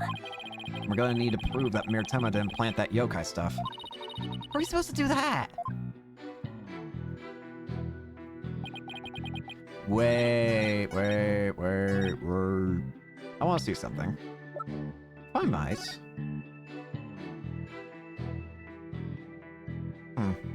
I see. That's what didn't make sense. Objection! The feathers should have blood on them, shouldn't they? Detective Fulbright, your sense of justice is anything but fair. What's this? You dare question my justice again? Yes, and I'm going to prove it to you. Take a look at this photo. This is the crime scene photo. And just what does this prove? It proves when the feathers and tracks were planted. But I already told you they were planted before the murder. The defendant planted yokai evidence, then was knocked out while killing his victim. But that would be impossible. If you look right here, it's clear when the feathers and tracks were left at the scene. Take that! Aren't you just pointing to the yokai feathers and tracks, Mr. Justice? Yes. See how the feathers are on top of the blood, and the tracks were made in the blood? In other words, the yokai evidence could have only resulted after the murder.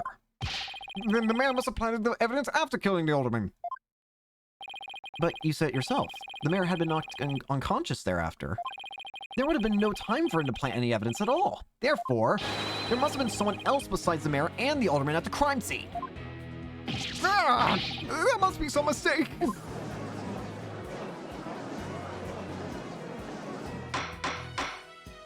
Order! Order! Where's your evidence? You can't possibly have any, can you? Evidence? Oh, I have evidence. In fact, I have an eyewitness testimony for you. You do? How? Was my vaunted sense of justice really just half-baked? He's taking this really hard. Mr. Justice, what is this testimony regarding a third party that you claim to have? I have it right here, Your Honor. It's a sworn testimony of Mr. Tenma's daughter. The witness, Jinxie Tenma, saw a yokai in the hallway after stumbling upon the scene. It was the demon Tenma Taro. He's the source of those feathers and tracks.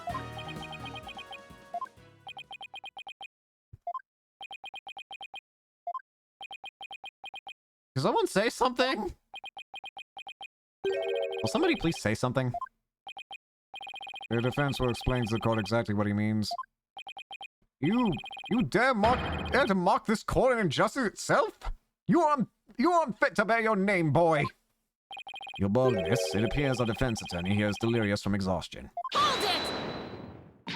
Hello, think of something quick before you're held in contempt of court. What do you think I'm trying to do? Ah. Before you decide whether I should step down, please, hear me out. Very well, Mr. Justice, I'm all ears, but you had better explain yourself well.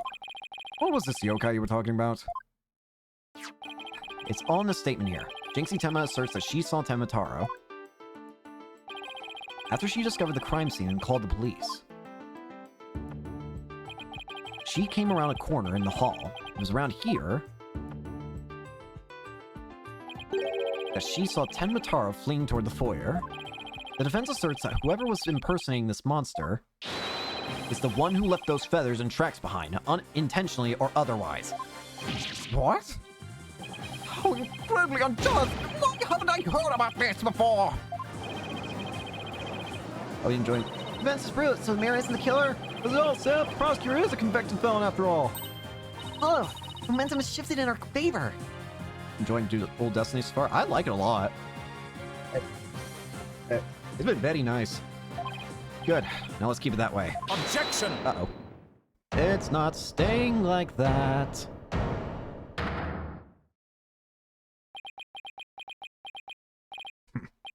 Little do you realize that though you are in the midst of a fray, your sword is broken. My sword? I didn't know I had one to break. Are you implying there's a problem with my claim? Consider this. If that yokai impersonator had indeed fled toward the foyer, that fool in the top and that fop would have seen him. One fop? Oh, you mean Filch and LaBelle. Now that you mention it... Uh-oh. Both Phineas Filch and Florent LaBelle were in the foyer at the time. But they haven't stated they saw yokai, have they? Did you ever consider that yokai was but a figment of a scared little girl's imagination? Why didn't those two see the Tenma Taro impersonator pass by? Why don't we ask them ourselves? I was just about to say that myself. No, really, I was. People hate the 3D sprites, but I think there's charm in them. I think they're good. I can understand why people prefer the 2D sprites, but I don't think the 3 sprites are bad at all. Oh. I like them a lot as well. I think it's just a difference of opinion and preference. Some people may prefer the 2D ones, and some people may prefer the 3D ones. And I think both are good in their own right. The defense would like to call Mr. Phineas Filch, caretaker of QB Manor, to the stand. I just know he must have seen something. I suppose we can't ignore the fact that the little girl believes she saw a monster. I trust you have no objections to Mr. Justice's request, Prosecutor Blackwell. I understand that Mr. Filch is enjoying a nap out in the lobby. I knew that Tanuki was a rare find. But when we captured him, I didn't think he'd end up a witness. Do with him as you will. Did he just say captured? No, wait, I don't want to know. Very well then. Bailiff, please go wake Mr. Filch and escort him to the witness stand.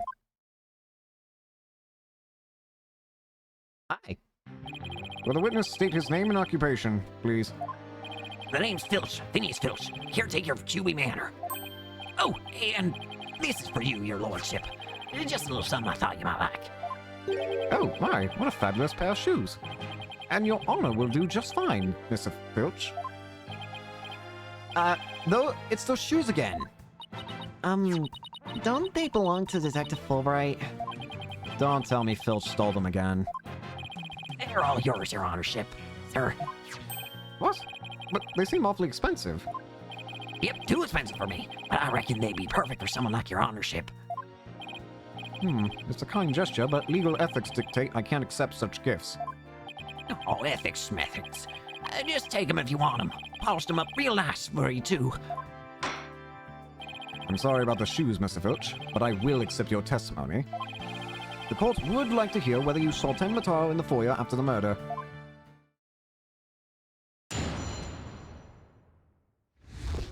Guarding the foyer. I'm the murder. I was on guard duty in the foyer, just like Mr. Cubie said asked. I was making sure no one, fair, foul, fishy, or otherwise, could get to our guest. I was still in my office, keeping a good watch when the murder happened at 3 p.m. I didn't see nothing out of the ordinary, no siree. That yokai you keep jabbering on about was but a phantom of a little girl's dreams. So, you're telling this court you never saw anyone dressed up like Ten Mataro? Yep, it was gone the whole time. That's the truth, the only truth, and nothing but of the truth. And Timothy, you don't really believe in all that yokai mumbo jumbo, do you? Yeah, I certainly don't. Aha! My bracelet, it's... Something the matter, Apollo? My bracelet keeps squeezing my arm. Really? So you think Mr. Tanuki, Mr. Filch has been lying to us? I wouldn't rule it out. Now, if I could just zero in on the tell, some sort of nervous habit. Oh, whoa, what the? What in the? What's a hawk doing in here? Bird! Oh, are you kidding me? Allow me to introduce my trusty cohort, Taka. He seems to have taken quite a liking to the courthouse. Made it his new home, in fact. He doesn't live with you? You know, in jail? Who's ever heard of a courthouse bird? Why do you have a bird? Taka simply loathes trickery and fraud. And that queer power of yours seems to have offended my dear bosom buzzard. This isn't some sort of trick or... Could you cut it out? I won't be able to spot squat like this. What the heck's going on around here? Run for the hills! No pets or other animals allowed in the courtroom. Hi. Somebody help! Oh, he's merely having a bit of sport. He won't harm you, save when truly famished. In that case, Prosecutor Blackwell, you will ensure your feathered friend is properly fed. Looks like we have to do this the old-fashioned way. We'll be fine. I think. If there was someone dressed as Ten Mataro there, Filch should have seen him. We'll just have to put our faith in Jinxie's statement for now. I actually already know what it wants me to point out, I think, but I'm gonna press until I get to that statement. There's one statement that makes me nervous about you, Mr. Filch. But we'll get to that. Isn't Ace Attorney of Defense and isn't getting attacked. So how many times has Phoenix gone attacked? He's had defense attorneys have had hair launched at them from the first case in the first game. A whip. I know coffee's been thrown at Phoenix. I guess Apollo could probably argue that he's been assaulted by Clavier's guitar sounds. I've been attacked by a bird. There's probably a lot of other things I'm forgetting, but my goodness. Anyways. Mr. Filch, why did Alderman QB have you handle the guard duty? Because he trusts me. I'm the manor's caretaker, after all. So you took said guard duty seriously? Let me tell you something about me. Listen here, you little Tanuki. Get straight to the point and be quick about it. The court wishes to hear what you did or didn't see in the foyer, not else. Yes, of course, sir. Right away, sir. Blackwell's got him completely under his thumb. Like I said, I was guarding the foyer entrance that day.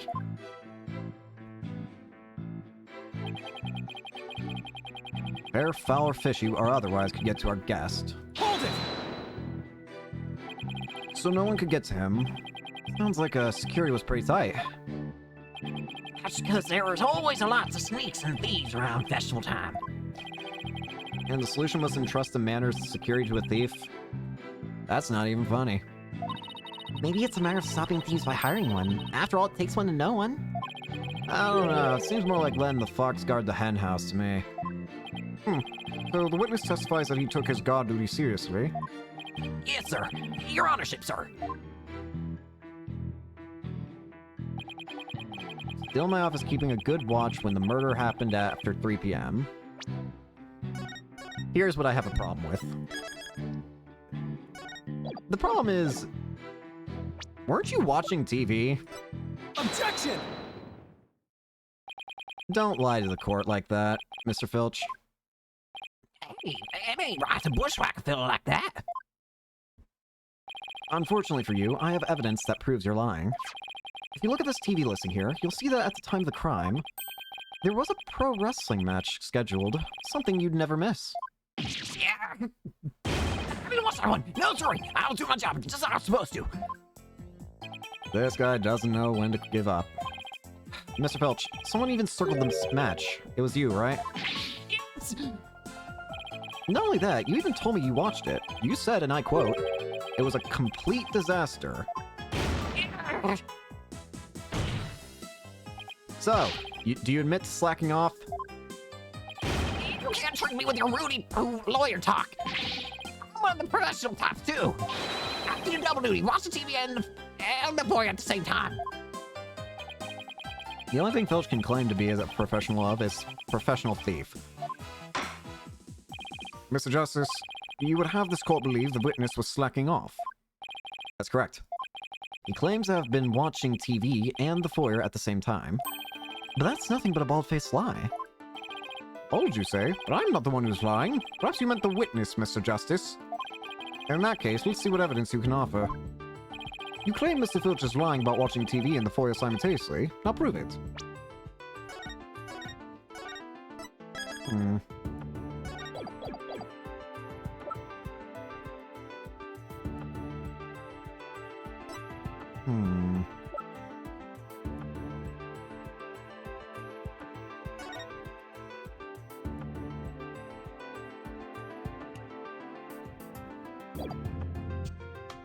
Are you talking about this?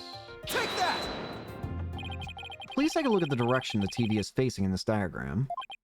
Now, unless Mr. Filch had eyes where his right ear should be, I think it would be impossible to watch the foyer entrance and the TV at the same time. Well, yes. Someone watching TV there couldn't possibly see the entrance. Exactly. And that means, Mr. Filch, you were slacking off and were not watching the foyer as you claim. In the other way around.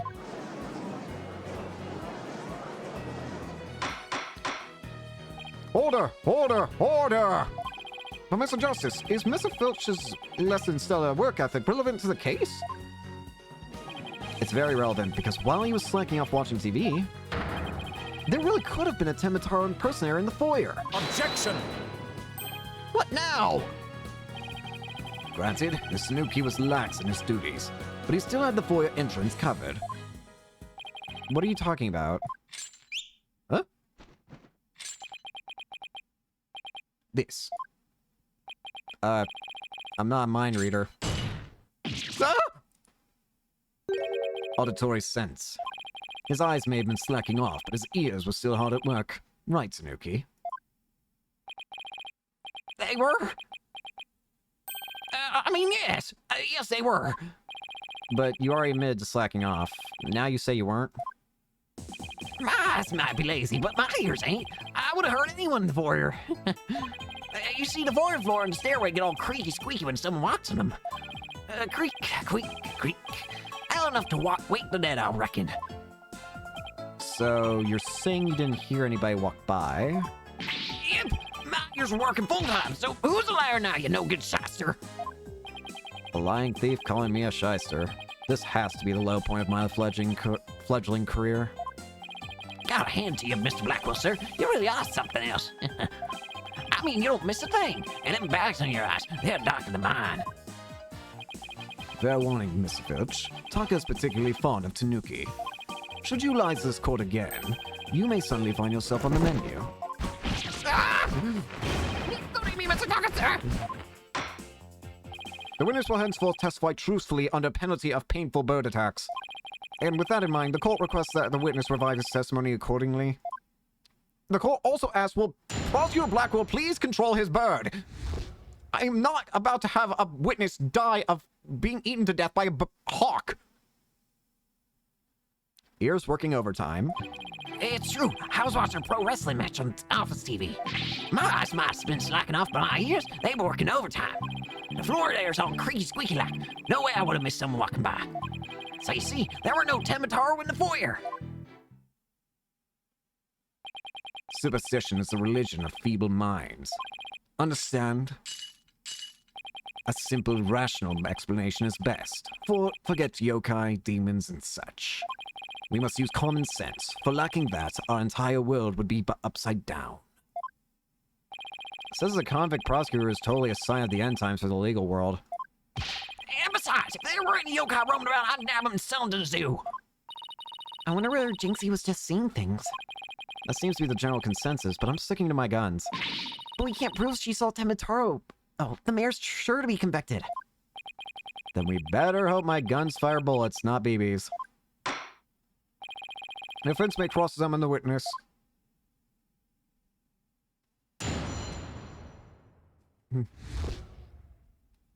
Ears working overtime. Hold it! You are paid for your work, aren't you? So how do you justify watching TV on the job? Easy be me.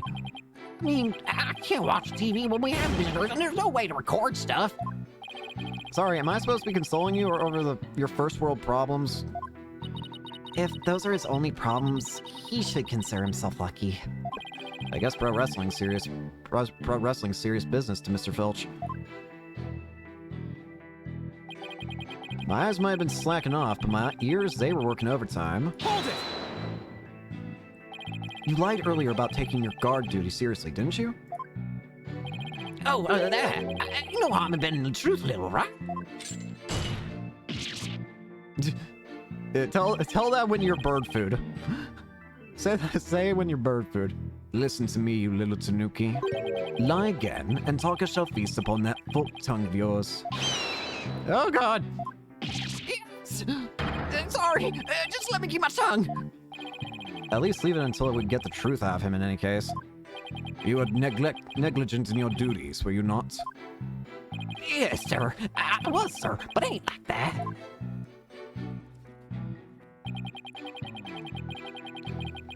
I'm not seeing anything in particular that stands out to me of what he's saying, but there's gotta be something. So, you have pretty good ears, Mr. Filch. As good as they come, I'd say. Ain't nothing to hear a squeaky floor. Is there something else he should have heard? Is that what we're getting at?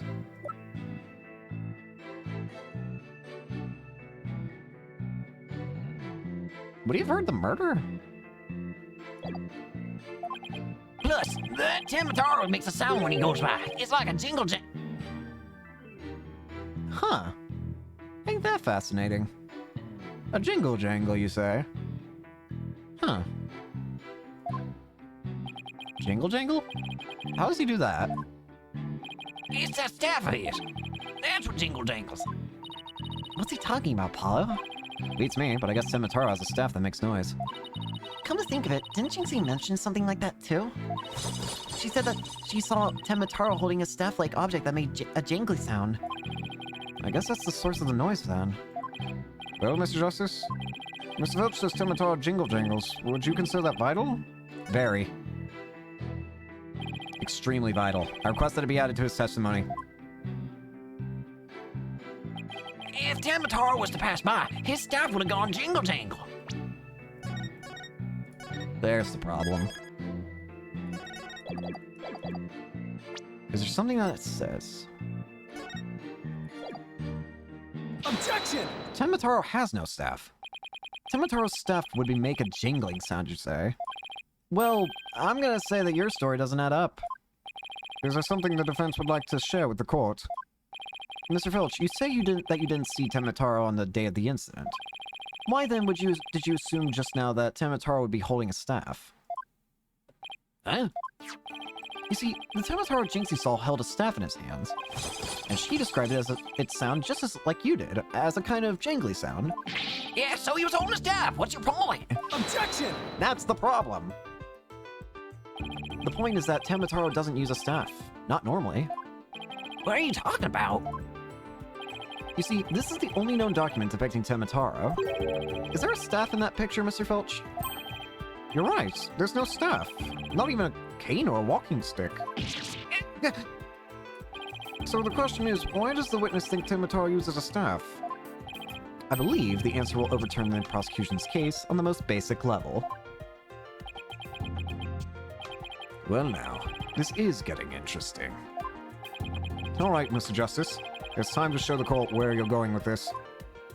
Please tell the court why Mr. Filch believes Temitaro carries a staff. Scatterbrain, no.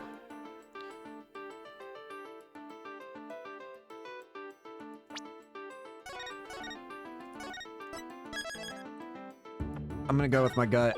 My gut might be wrong, but I'm gonna say it. He saw him. Mr. Filch actually saw Temitaro right after the crime occurred. That's the only way you could possibly know about the staff. Let's do it again. Lying down, you. Yes, how'd that feel, Blackwell? Not so fun when you're on the receiving end of the blade, is it? Also, how did I cut you with words? Impressive. Admit it, Mr. Filch. You did see Temitaro that day, didn't you? Well? Please don't make me say it. But clearly you did see Temitaro. Stop stalling and testify to that fact. No canoe. No way, no how.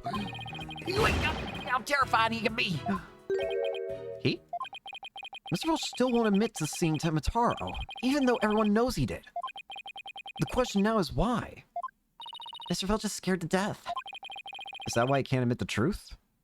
Oh, wait. Can you help, Athena? Come to think of it. They say if you must not gaze upon Temitaro, but in the event that you do, look, and then tell anyone what you saw, Temitaro will claim your soul. So now he's scared. Jinxie wouldn't admit to seeing Temitaro after hearing about the village superstitions. She said that if she told anyone that she had seen Temitaro, he'd claim her soul. Wait, you think Filch believes that too? So Mr. Big Time Cecil Glow has heard about him. Them old village superstitions. Will the defense please explain what the witness is talking about? The people of Ninetails Vale believe some pretty strange things, and their superstitions may be the reason our witness here can't admit the truth. The truth that he really did see Temitaro.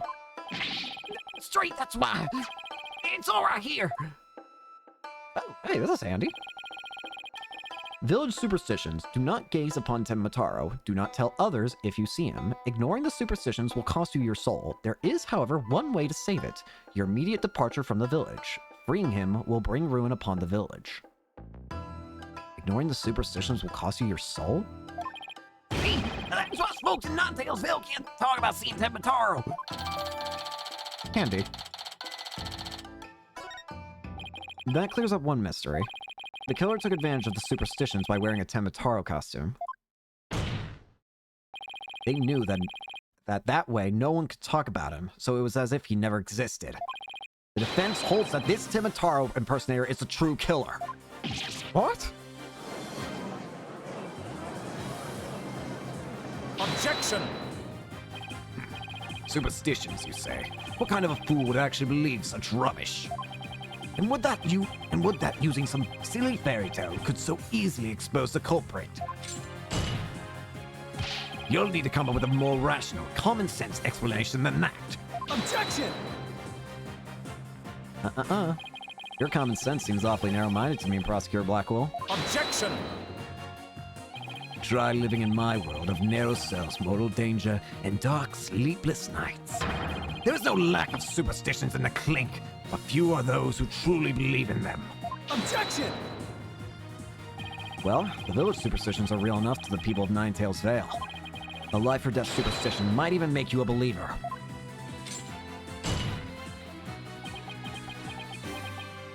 Ugh.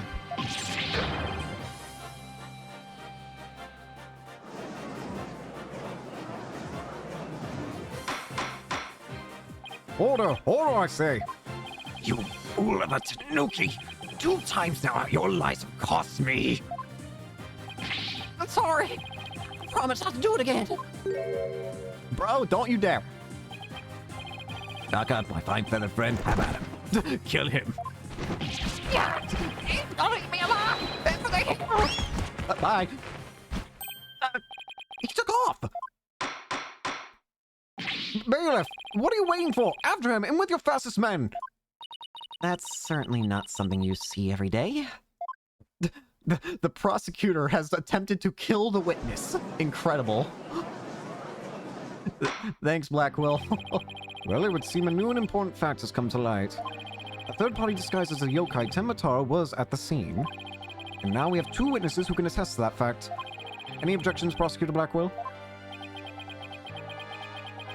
I hate everything here. You all annoy me. Oh. What? Huh? Oh!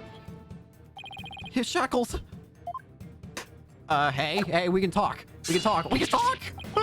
I'm too young to die. Justice, Dono.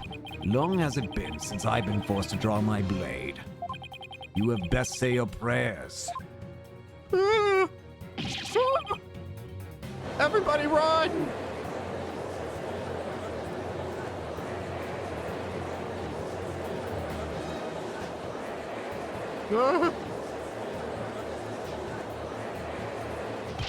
Detective, do something!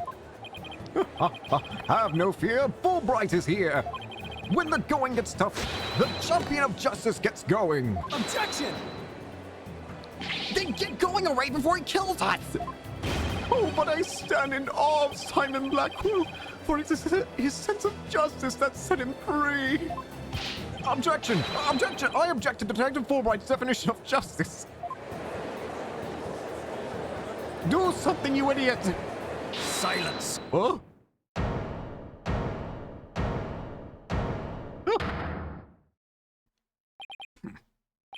I'm not in the habit of cutting down unarmed cowards. Oh, well, in that case, Prosecutor Blackwell, can I ask you to, you know... I think the judge forgot he's in charge here. Please don't kill people. So, Justice Dono's assertion is this. Taro is the real killer, not Mayor Tenma. According to him, there was a yokai at the scene of the crime. Right. And that yokai, or rather whoever was impersonating him, killed Alderman Cuby. Silence! Bro. Huh? Can't explain why Jinxie, being the first to discover the murder, did not see your alleged killer yokai there in the fox chamber. What? He's right. She said nothing about Temacharo being in the fox chamber. Let me enlighten you. That little scamp heard a dying scream right before she opened the chamber's door. And your point is? Upon opening the door, she found a freshly skewed murder victim, the alderman, and the homicidal maniac who had killed him, the mayor. No, there must have been someone dressed up like Shema. Ah! Then, why does that little scamp claim not to have seen a yokai in the fox chamber? Considering her father is accused of murder, surely she would have mentioned any third party that might have been in the room.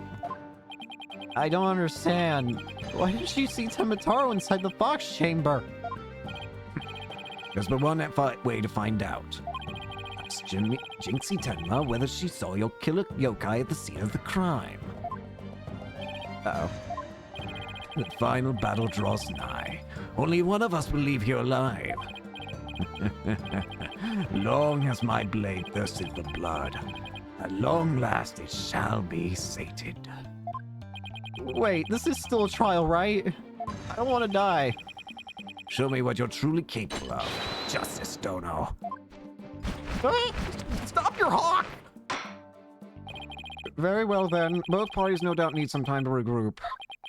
So the court will take a 10-minute recess in order to... Never mind.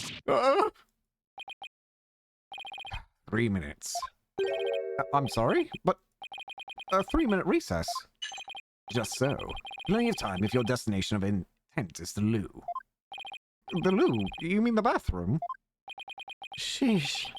At least include enough time to wash our hands. See that? And you take no more than 3 minutes. All latecomers will be punished. Yes, sir. I hereby declare a 3-minute recess before the battle begins. I declare Prosecutor Blackwell the winner of this round, Simon says. Doesn't bode well for us if the prosecutor is running the show, does it? Please, have mercy. April 18th, 10:40 a.m. District Court, Defendant Lobby number 3. He busted out of his shackles. Yeah, what was that all about? Guess they don't make shackles like they used to. Better be careful, Apollo. You've really brought out the samurai in him. Especially after you proved there was a Temotaro impersonator at the manor. What's with that guy in the whole samurai act anyway? Such fine swordsmanship. That is no mere act. Mr. Justice, it's high time I challenge this jailhouse prosecutor to a duel. No, wait! Let's save the dueling until after we prove your innocence. I suppose I could wait until later. Does anyone remember we're conducting a trial here? Athena, I'm gonna go wash up. Remember what Blackwell said, Apollo. Don't be late. I'm not trying to be. I'm not trying to die. April 18th, 10:43 a.m. District Court, courtroom number 4. Now then, I believe our next witness is Miss Jinxie Tenma, a maid at QB Manor. I believe we can proceed now, if the witness is ready, that is. Hi. Nice play. I don't know how to say that. We are the 100 demons. He really does exist. Wow, that is one well-polished tray. The witness will show her face while in court, or her testimony will be inadmissible. Ah, What is it, my child? Be gone, Nurari Hyon, leader of the 100 demons. You think I'm a yokai? Well, I was once known as a judicial monster of sorts. The beast of the bar, the demon of due process, if you will. My charm has no effect. The demon of due process? Not sure I can see that one. oh, Now, you little scamp. Yes? What demon do you see me as? I trust you will know why you're here. X. Bags? Oh, that tricksy Tanuki. Try the noodle stand, and go enjoy a big bowl of Tanuki tail noodles while you're at it. Everyone's a comedian.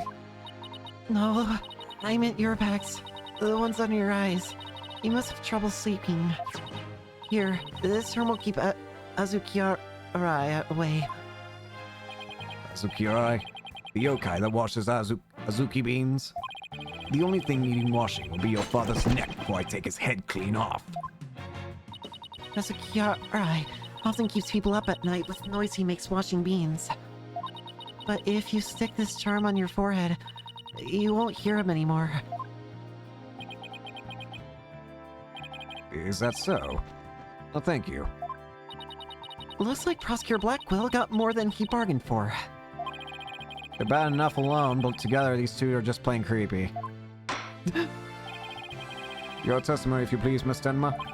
Specifically, whether or not you saw Tenma Taro when you discovered the crime scene. Witness testimony. What Jinxie saw. Did I see Tamataro in the Fox Chamber? Well, when I opened the door, I saw... yes, now I remember. Yokai, right there in that room. This is not very... So there was a yokai in at the scene of the crime. Lots and lots of them. Wait, more than one yokai? Did Temataro happen to be among them? I don't know. I just don't know. All I know is the room was swimming with yokai. Kasha, Nurikabe, they were all there. Well, this is an unexpected turn of events. We've gone from no yokai to a flood of them. This is ludicrous. Also, my eyes just lit up there.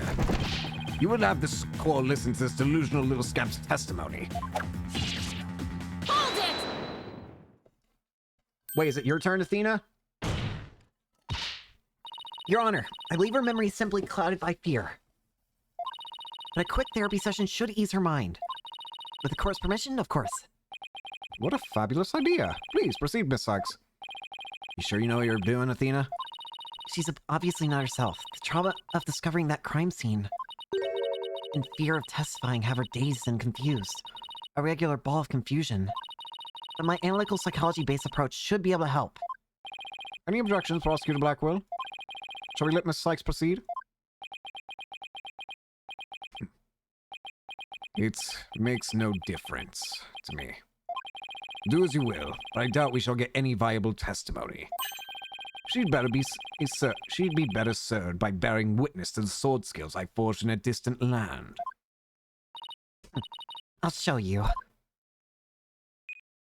Let's go, Widget. Our turn. Noise level 100. Time to clean up. Whoa, what's going on? Lots of sad? I see Tamataro in the Fox Chamber. When I opened the door, I saw... Yes, now I remember. Yokai right there in that room. Found something. Looks like an out-of-control motion. Athena? What exactly are we looking at here? Oh, this? It's one of Widget's functions. Right here you can see images and emotions extracted from Witness's voice. Whoa, you mean that little thing could do all this? Pretty cool, And here I thought it was just some kid's toy. Unfortunately, all I'm getting is an overflow of error right now. Intense sadness. See how sad it's brightly lit there at the bottom left? It's basically blocking out the other emotions. She's under an uncontrollable amount of distress, which is masking her other emotions. It seems the sheer terror she experienced has made her a confused mess. So, all those yokai she thinks she saw are a product of rampant emotions? Yes, that's right. Her fear has instilled in her hallucinations and false memories. She's seeing normal everyday objects as monsters in her mind. It's a form of schizophrenic hallucination brought on by emotional trauma. And the trauma in Jinxie's case is fear. So she was, and still is, seeing ordinary objects as yokai. We'll have to find the root cause of her extreme fear before I can treat it. Now let's see here.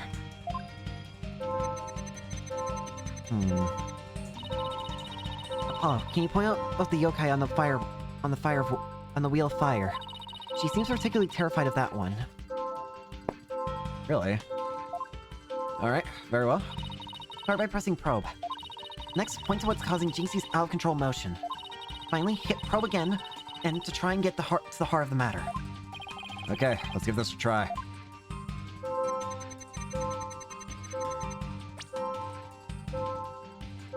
Cat monster on a wheel of fire. Got it! It's causing you a lot of stress. Jinxie, what's the name for that yokai on the wheel of fire? That's, Akasha, a yokai that steals the bodies of the recently deceased. I bet it came to steal the almonds. It's almost creepy how well that fits the actual situation. Exactly. It's a form of hallucination where the patient can't see things for what they are. Oh, you know what it probably is then? It's a chandelier. There must be something at the scene of the crime that she's mistaking for Akasha. Apollo, you need to point out what she thought was a yokai on a wheel of fire. I think I know the answer now. Jinxie, that wasn't Akasha you saw. Did you possibly mistaken this for Akasha? You were seeing a chandelier. Take that! Light fixture? This one right here. It has a flame design and is up there on the ceiling. There was never a yokai on a wheel of fire. That Kasha you saw was just a light fixture. There we go. It's gone. I see. I have to get rid of all of these. I see. That's one memory back to normal. Nice job. Now you've got the hang of it, it should be essential to point out the rest. Jinxie, what about this white wall-like monster? That's Nurikabe. It's a wall monster that blocks your way or leads you astray. That's no yokai, Jinxie. It's a folding screen. And this raccoon dog isn't a Tanuki monster. It's just a statue of one. And look, these are just coffee cups.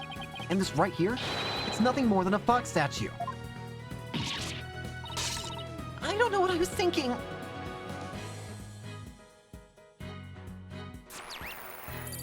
It's done. Oh, you did it, Apollo. Her extreme fear is under control now. It was all just my eyes playing tricks on me. There weren't any yokai at all. See? A clear-cut statement. That's the power of my psychology and your intuition, Apollo. And just like that, just like we thought, there never were any yokai in the Fox Chamber. Right. There never really were any yokai there. So, the defense is asserting the exact opposite of their original assertion. Wait, Jinxie, what about Temataro? There wasn't anyone there dressed up as Temataro or any other yokai either. I remember it clearly now. You've Gotta be joking!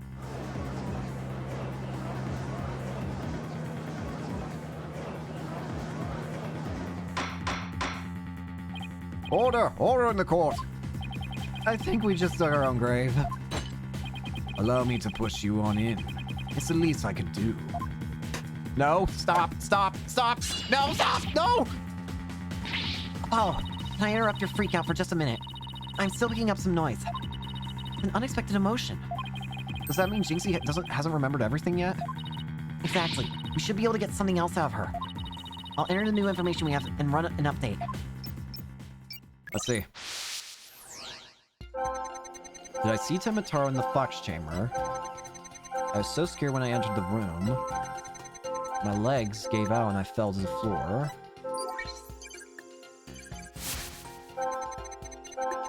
There in the Fox Chamber, I saw the Alderman dead on a table and Papa collapsed in a chair.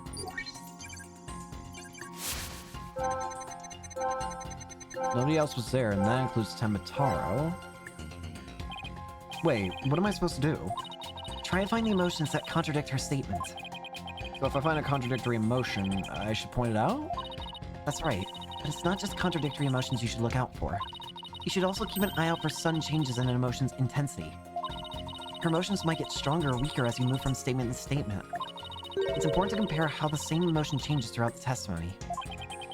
Contradictory emotions and changes in intensity. Okay, I'll give it a shot. So starting at the first statement, she's got a lot of sadness and a good amount of surprise. That makes sense. I was so scared when I entered the room.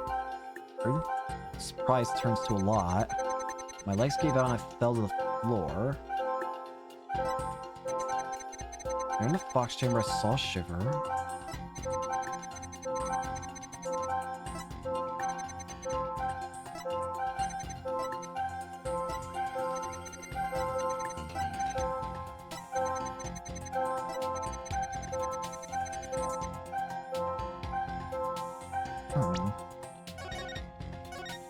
Is it just me? What's up with... I don't know. Hang on, go back. Got it! There's a sudden... The amount of fear you felt is rather low despite your legs having given out from fright. Yeah, it suddenly dipped. Could something have lessened your fear? Actually, I did experience a sudden burst of courage at that moment. You did? Where did it come from? Let me think. Oh, it was Mama. I suddenly felt as if she was there with me. Okay, I'll enter sudden burst of courage. Now let's see. Ah, look! Ah, here we go. There's a change. Apollo, the noise is all gone. Jinxie seems to have remembered everything now. Bye-bye. A sudden burst of courage. Now, where could that have come from? Jinxie, was there something that gave you a sudden burst of courage? Yes, there was, but, I realized I had done something naughty when I thought about it later. Any idea what could have given Jinxie that courage? Well, there is one piece of evidence that comes to mind. I wonder if she saw something like it at the scene of the crime. Flower. Flower, flower, flower. She said mama and the mama and her flower with the mama stuff. Jinxie, did your sudden burst of courage have anything to do with this? The Ninetales flower. Take that! Jinxie, you didn't happen to see a Ninetales flower hit there at the scene, did you? Ah! The demon lawyer strikes again! I can't hide anything from you. I found a small case with a picture of a Ninetales flower on it. I liked it so much I kept it. You what?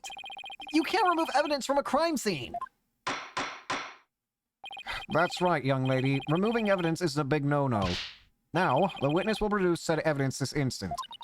Sorry. It does seem to be some sort of case. Oh, look, something fell out. It appears to be a key. Might I have a look at your baldness?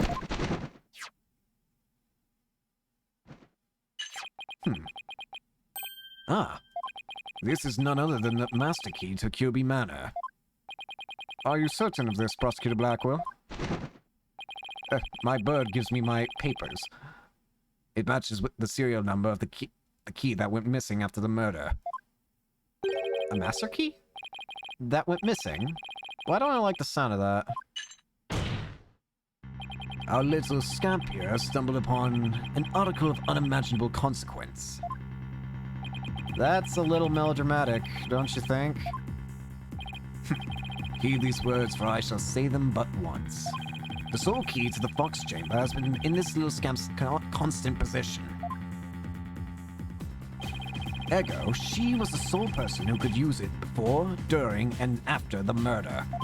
Which leaves the master key as the only other key that could have opened the chamber. But this master key was found in a room that had been locked by this girl. And your point is? Until Jinxie Temma opened the Fox Chamber with her key, the room had been locked tight from the outside world.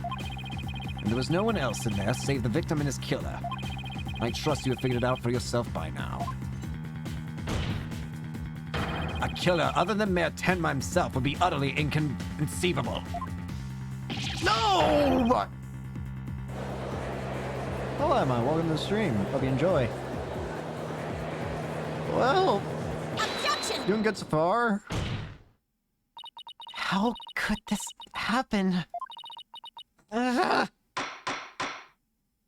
The defense's assistant will refrain from growling her frustrations. Athena, are you alright? I know Mayor Tenma's innocent, but there's nothing we can do. This sucks. Sykes, Dono. Allow me to put you out of your misery. Can I decline your offer? Abandon your client and your misplaced faith in him. Let the relief of a clear head and a clean conscience come running in. That will make the inevitable guilty verdict far easier to accept. Great, now he's playing Simon Says with us. Well, he's not gonna fool us with his stupid mind games. Athena, don't fall for his tricks. Now I'm the one who's dazed and confused. I can't even think straight. Hey, are you alright? She fell right into his trap. Now, I suggest you make a mad dash from the courtroom and into the wild blue yonder. Only by running shall your mind be cleared and your conscience cleansed. Alright, I'll be back in 10. Objection! Stay with me, Athena. Don't let yourself be twisted by that samurai. Apollo? Mr. Justice, Cool game. I really like it a lot. I just love the series in general. I want them to make more...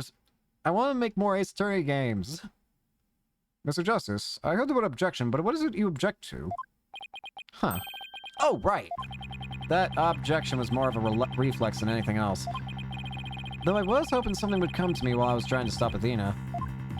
The court is waiting, Mr. Justice, though as it stands now, I'll be forced to declare your client guilty and your legal skills suspect if this continues.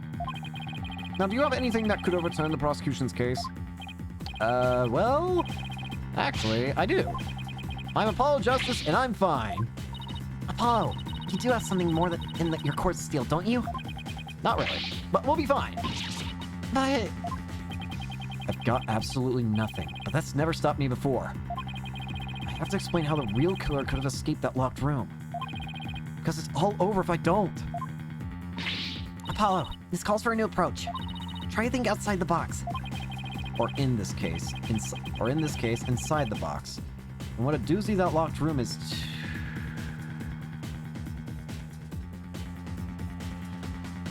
Wait a minute. I just had an idea. Oh, Mr. Justice? Do you have anything that can counter the prosecution's argument? I might. You bet I do. The real killer must have escaped from the locked room one way or another. Vague conjecture shall only earn you a taste of my blade, Justice Dono. Time to do or die, literally. The defense will now explain how it would be possible to escape. How's the overall vibe? I mean, I really like it. I mean, kind of hard to suggest as with, like, not knowing taste and all that, but I mean, if you like murder mysteries and silly court stuff, I mean, if you like the Phoenix Wright games, and I assume you'd like it. I mean, I like it. Again, I'm also just an easy person to please sometimes, so... You sure about this, Apollo? Can you really explain what happened? I'm fine. We just need to think this whole escaping a locked room thing over from the beginning. So, let's see. If the killer had escaped, how could they have done so? The choices are pretty limited. The room has a window, but... it doesn't open wide enough for anyone to get through, and there's a sheer cliff outside. As for the air vent... it's up too high, and there's nothing you could stand on to reach it. And needless to say... the Forbidden Chamber wouldn't open no matter what we did, so that's out. Yeah, that's why we gotta keep the solution simple. Like they say, simple is best. We need to rule out all the absolutely impossible escape routes. No problem. Then, whatever's left might just lead us to how the Fox Chamber was compromised. Your Honor, the defense proposes that the killer escaped through here.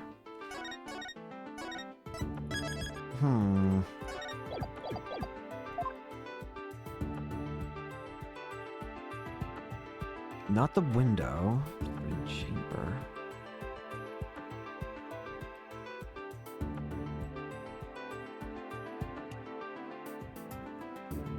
The door? Take that! The hallway door? Well, yes, I suppose that would be the only way out. It would appear you've already forgotten. The only available key until Jinxie Tenma came on scene was within that locked room. How would one exit the Fox Chamber and then lock it without a key? I should have seen this coming. Graphics still look cool. I do love to look at these games. Remember, Apollo, keep it simple. Simple, right. I could understand if the killer had exited the room with the key, but... Well, Mr. Justice, the prosecution has some fine Japanese steel waiting unless you explain yourself quickly. I'm fine. I can explain myself. The reason the Fox Chamber's hallway door was locked was because...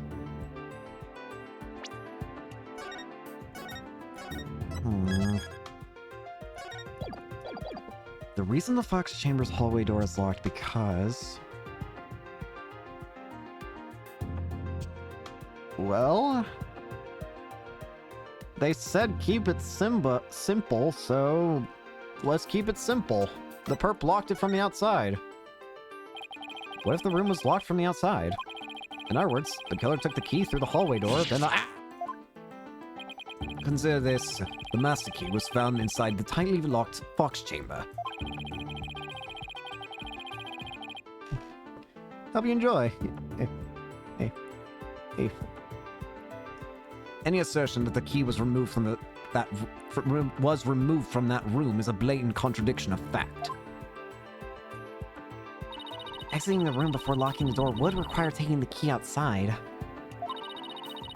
But the key was found inside the room, which does seem like a contradiction. If only we could explain both. Like, how could the key be inside the room and be used to lock the door from outside? Well, let's see if the defense can respond to Prosecutor Blackwell before Prosecutor Blackwell draws a sword. How could the master key be at the crime scene despite the room being locked? I think That's what I wanted. The vent is important. They threw it in. What if someone threw it into the room from outside? You know, something like... Go out from the hallway door, lock the room, and then toss the key back in through the window?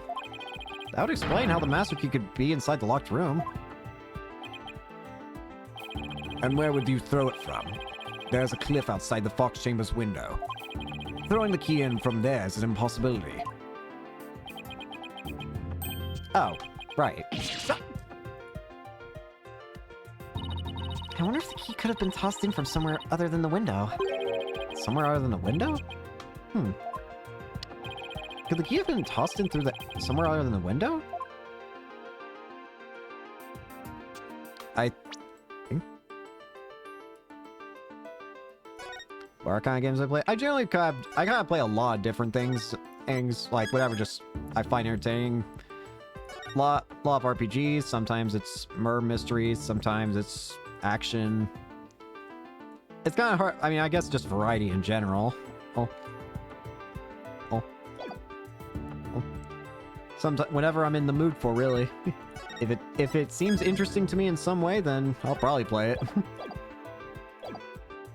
Anyways, I think it's gotta be the air vent? Yes, the window may be out of the question, but the air vent's not. Oh, that's right. The Fox Chamber's air duct leads into the hallway.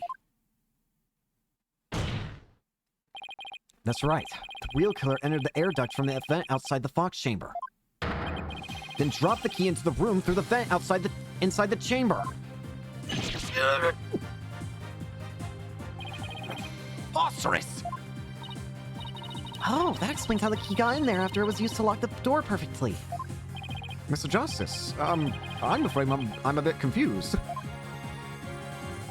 Don't worry. I'll explain it so even your honor can understand.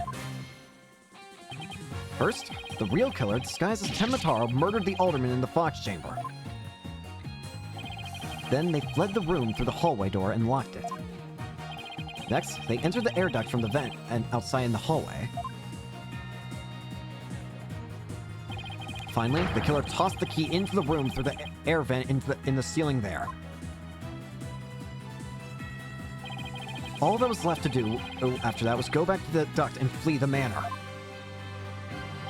Well, Your Honor, could that be any clearer?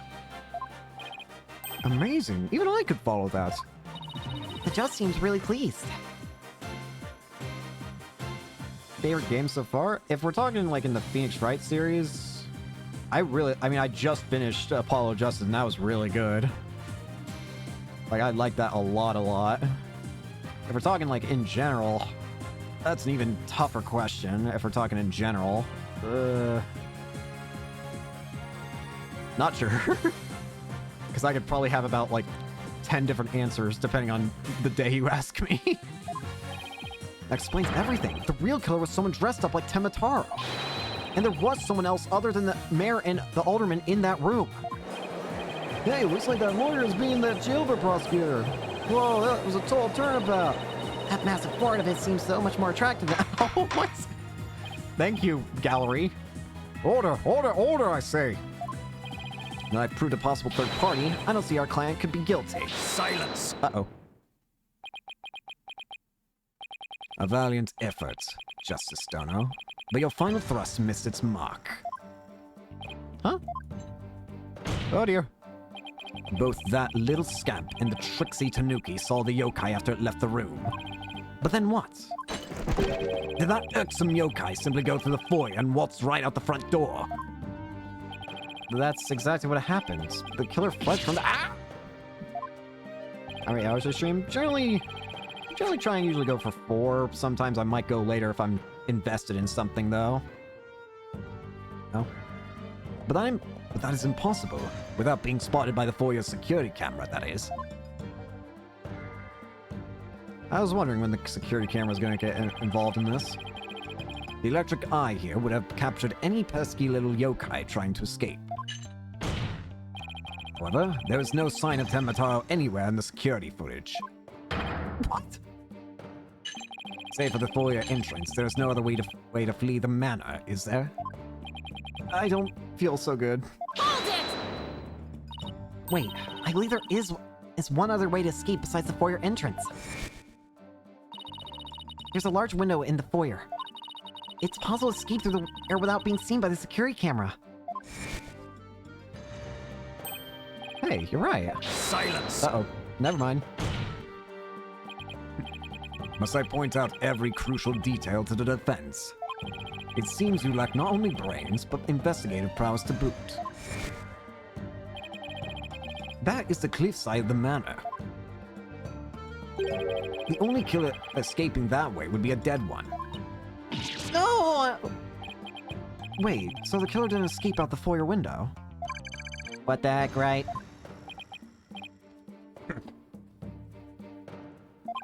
I suppose your next proposal is the killer sprouted wings and flew off into the sunset. That would mean the killer really was a yokai. You know, actually, that kind of brings back this thing. Well, there was a flying something. If only we got some sort of evidence that could point to a flying killer. Who's saying we don't? As completely far-fetched as it might be. What? You're saying you can prove the killer can fly? Somewhat. Maybe? Question mark? Whoa, I thought I was the one with the cords of steel. Oh, I can't wait to hear this. Your Honor? What evidence do you have that the killer could flew away? Oh dear. So, I have a newspaper article that says, you know, this guy flew? Take a look at the special edition paper. Temataro real flight of fancy. What does this article prove, Mr. Justice? The photo in that article was taken shortly after the murder. On Discord, I don't, as weird as it is, I don't actually really have a Discord. I probably should. Well, actually, no, I do have a Discord, but I don't really use it. And I haven't used it in a long time. I'd have to figure out what my info was again. Maybe the yokai in that photo is the killer shortly after they fled out of the window? Mr. Justice, you're not seriously suggesting... Oh, I'm serious. I mean, it all adds up. The killer disguised as Temataro flew away. You know, by some way or another. Silence! I had a feeling that was this way. It is your brain that has flown the coop. That image is not but trick photography or some other form of artifice. Okay, then how about the Tamataro figure of Mr. Filch saw? It just vanished into thin air? No, there's a rational, common-sense explanation for that. That infernal yokai our Trixie Tanuki witnessed never reached the entrance. He, or should I say she, turned back before the camera's electric eye. She? I don't like where this is going one bit. Do not try and put... Are you going to try and put the child as an accomplice? Now, the fact that we know the yokai had come from the Fox Chamber means that it was likely either Mayor Damien Tenma or his daughter, Jinxie Tenma. However, we know that Mayor Tenma was already unconscious at that time. Not good. Not good at all. Do you understand the gravity of the situation now, Justice Dono? The falsified yokai remnants.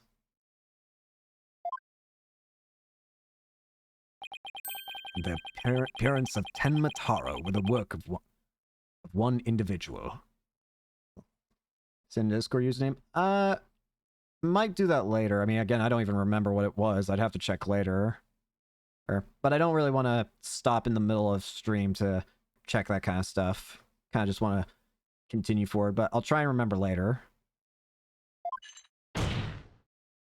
And that individual is none other than Jinxie Tenma.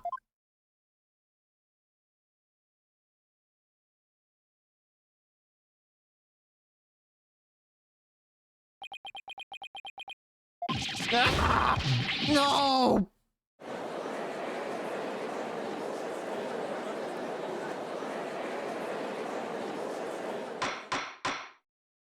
Order! Order! The defense will stop competing for the greatest freakout ever. The little scamp was no doubt simply trying to protect her father. And it's no wonder that her superstitious mind conjured up this mad masquerade. Prosecutor Blackwell's assertion makes perfect sense to me. It's far more convincing than saying the killer escaped by flying out the window. Did you truly believe this could end any other way? Did we fall right into his trap? What do we do now, Apollo? Our case no longer stands without a real yokai. If only we had one. Bailiff, seize her. It is time I interrogate her as the samurai of your wood. What? Who? Uh-oh. The dad. Mayor Tenma?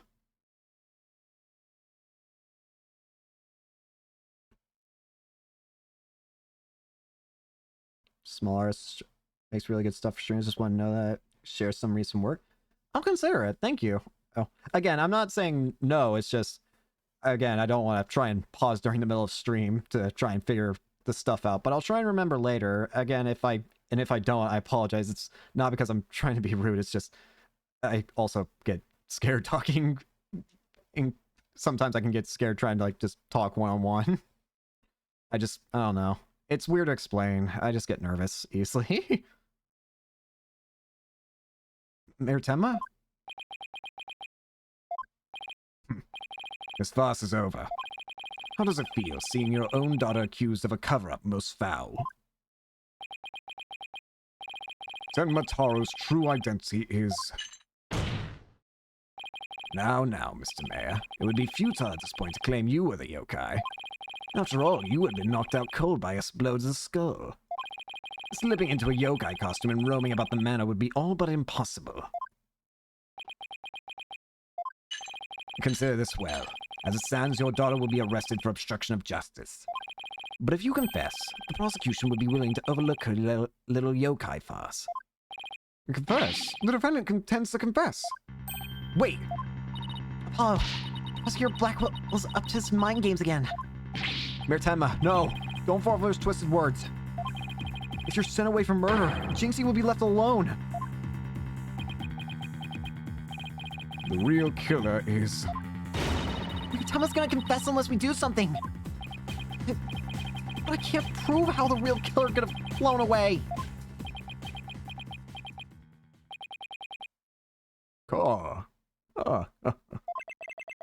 Look upon me in despair, for ripe is the time of my return.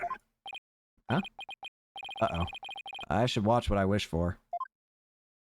Uh-oh. What are you doing? What are you doing? Uh-oh. Foolish mortals! I am Tenmataro, the yokai you seek. Mayor Tenma? Silence! I am Tenmataro, freed from the bonds binding me to the Forbidden Chamber.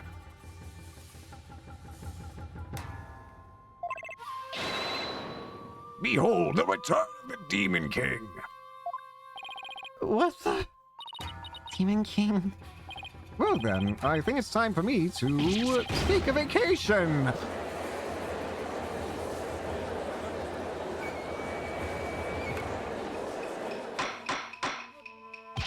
The witness will, he will explain himself. Are you saying that you're Tenmataro, the yokai we've been chasing this whole time? Indeed, it is I, Tenmataro, the one whom you seek, come to reveal the truth. This child is Tenmataro, you say? What nonsense! So, Mayor Tenma is a yokai now? His body's now mine. So you're saying that Mayor Tenma is being possessed by you? And that the yokai that Jinxie Tenma and Phineas Filch saw...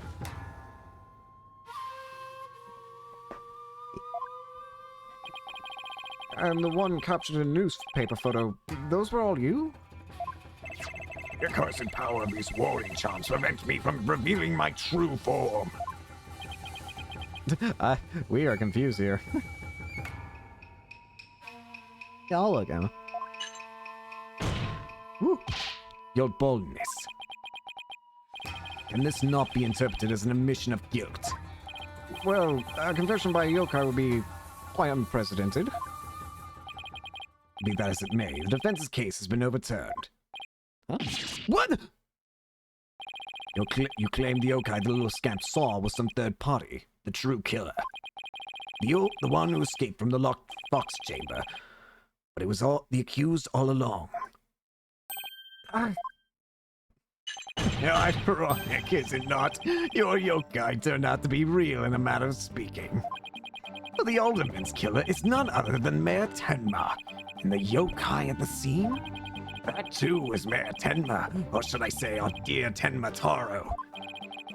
Pieces have all fallen into place. How so, Prosecutor Blackwell?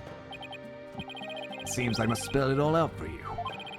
Mayor Tenma killed the alderman in the fox chamber, which was locked at the time. He then removed the warding charms from the forbidden chamber's door. Then fell unconscious from the blow the alderman had delivered to his head. That's when his daughter Jinxie Tenma stumbled upon the scene of the crime. The little scamp fled in terror, whereupon the spirit of Tenmataro, freed at last from the charm's warding effect, took possession of the mare. The newly freed Tenmataro then fled from the fox chamber. So you see, the yokai Jinxie Tenma was her father possessed by Tenmataro. Objection! Bruh. But when we arrived on scene, the mayor was found unconscious. How's that possible if he was supposed to have flown out the foyer window? And what? You mean to say the maid of Kyubi Manor, Jinxie Tenma, was Tenmataro? Oh. Ah!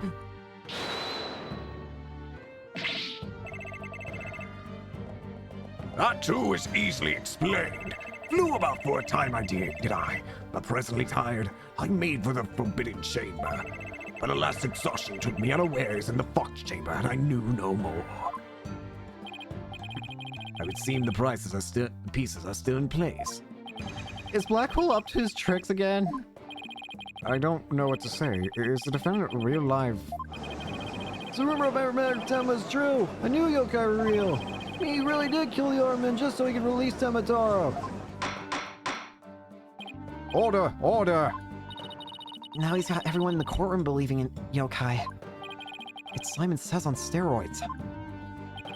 He wants to convict our client any way he can, even if it means blaming a yokai. The proverbial ducks are all in a row. You should now have no qualms about finding the accused guilty, Your Boldness. This is one of the most bizarre cases in my entire career. Otherworldly, in fact. Can yokai even be prosecuted under the legal system? Objection! No! Mayor Temma is just pretending to be Temataro to protect his daughter. Plus, I already proved how a third party could have escaped from the locked room. A verdict at this point would be premature.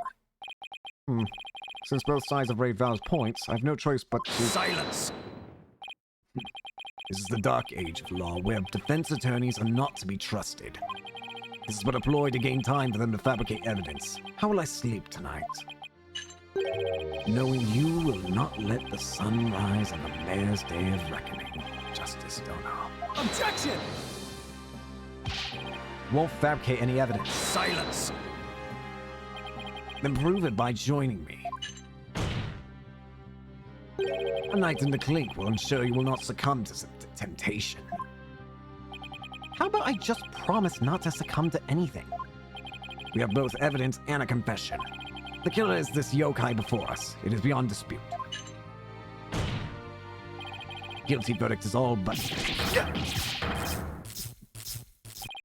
What's wrong with him? He just got electrocuted. Also, Emma, thank you for the follow. Prosecutor Blackwell, we've had enough of your hijinks. The foundation of justice is fair play, and you are in serious violation of that. What in the devil was that? Fulbright, have you tampered with my shackles in some manner? It seems you found that quite shocking. It's my special jolt of justice device. Each press is a shocking reminder to behave. You shall pay for this. I, Simon Blackwell. Your Honor, you need not fear now. I believe Prosecutor Blackwell will remain on his best behavior.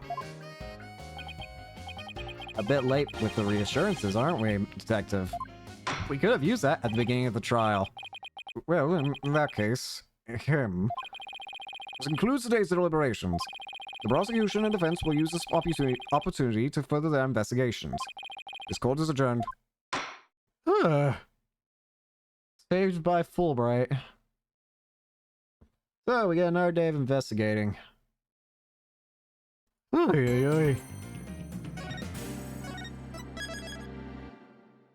Let's continue. April 18th, 1:20 p.m. Write Anything Agency. Having yokai testify in court is unprecedented, to say the least. I am Tenmataro, the yokai you seek. How could such a straight-laced man like Mr. Tenma suddenly become a demon? Yeah, it's strange. Even worse, Prosecutor Blackwell's playing along. I can't even think straight anymore. I need to go out for a run. See you in a bit. Bye. Wait, what about the investigation? Back. Huh? Whoa, Trucy. Welcome back. Oh, you're in your stage outfit. Back from work? Yep, I really nailed this new magic trick I've been working on.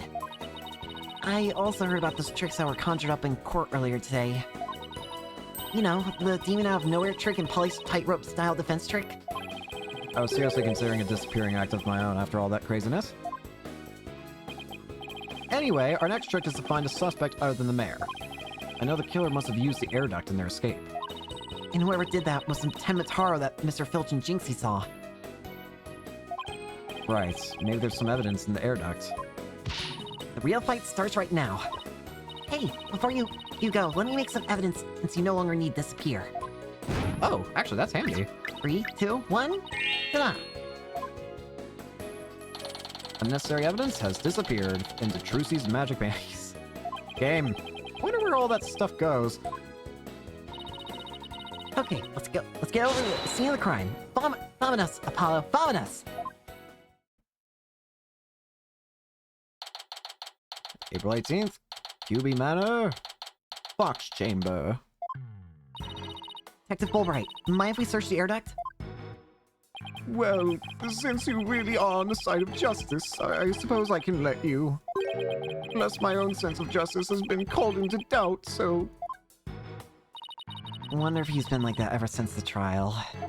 Well, his sense of justice has been beaten to a pulp. It'll probably take a while for him to recover. I sort of feel bad for him, but we have to work to do. Let's go get the evidence we need. The air duct is the key. We know the Tenmatara impersonator used it to make an escape. After murdering the alderman, the killer left the fox chamber through the hallway door. Then, after locking the door from the outside, the killer entered the air duct in the hallway. Finally, the killer dropped the key into the fox chamber through the air vent here, then went back to the duct and fled the manor. That's how the illusion of no one entering or leaving the locked room was created. If the killer passed through the air duct, maybe we'll find some evidence there. Yeah, maybe some black feathers or something like that. Well, here's our vent. It's awfully high up. Don't worry, I brought a stepladder. Happy hunting. How nice of her to volunteer me for the job. Alright, what do we got? Whoa, it's pitch black in here. Well, here goes nothing.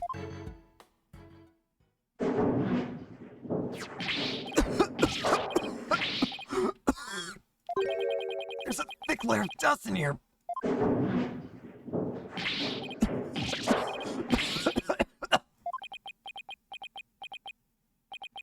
I don't get it. Find anything? Yikes, Apollo, what happened? You're covered in dust. Yeah, dust. Lots of dust. So, what'd you find? You know how dust collects on someone when nobody used it for a long time? Yeah, like Mr. Wright's desk back at the office? Right. You think it'd be possible to crawl over that sort of dust without leaving a trail? I seriously doubt it. Wait, you're not suggesting... No one's gone through that duct lately. Kinda looks that way. And if it's true, Mayor Tenma is gonna be fingered as the criminal. But... If we don't turn things around quickly... In justice we trust!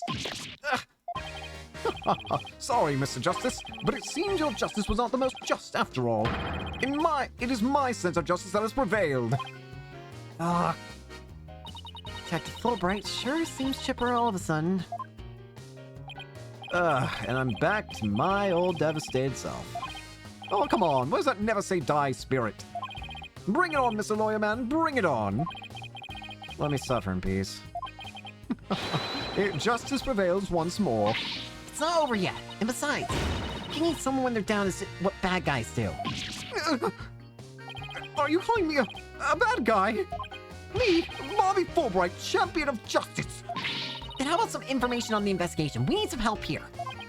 Information about the investigation? Alright, but I won't have you calling me a bad guy ever again. Understood? We did it, Paula. Yeah, but how long can we keep this up?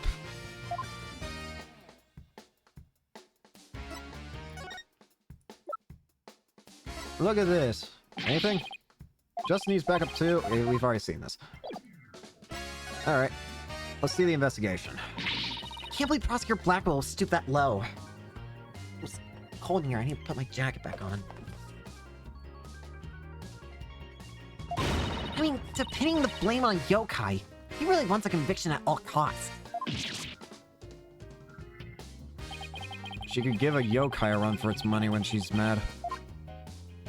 Yes, well, I have him writing a self-reflective essay as we speak. I doubt that'll teach him anything. Yeah, he'll probably just write Dotard 1,000 times. That whole yokai business is most likely a ploy to win a conviction. By the way... Problem with dual Destinies is a lack of flavor text. It is interesting that there seems to be there is a lack of that air. Truth is, Prosecutor Blackwell believes Inksy Tenma planted that yokai stuff. Planted in an effort to protect her father, the real killer. Yeah, right. I'd like to see him prove it. Whoa, calm down. He doesn't have any direct evidence, but we did find this. Oh, the staff. It was at the base of the cliff just outside QB Manor. Wait, that isn't the staff Temma Tara was supposedly carrying, is it? The one and only. Miss Tenma no doubt tossed it over the cliff when she was done. No way. Well, what about Prince? Nope, no Prince. But if she was wearing a costume, there wouldn't be any anyway. Well, Prince or no Prince, it's not going to work in our favor. Sounds like the staff might belong to the mansion. But if that's the case, then where in the mansion did Temma Tara get it from?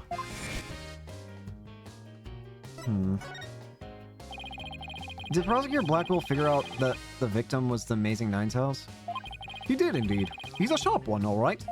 He figured it out while investigating the municipal merger and the victim's past. The Amazing Ninetales sparked the yokai craze and worked against the merger. And Mayor Damien Tenma is the corrupt politician who murdered that great hero. The Amazing Ninetales fans are so angry they even tried to storm the detention center.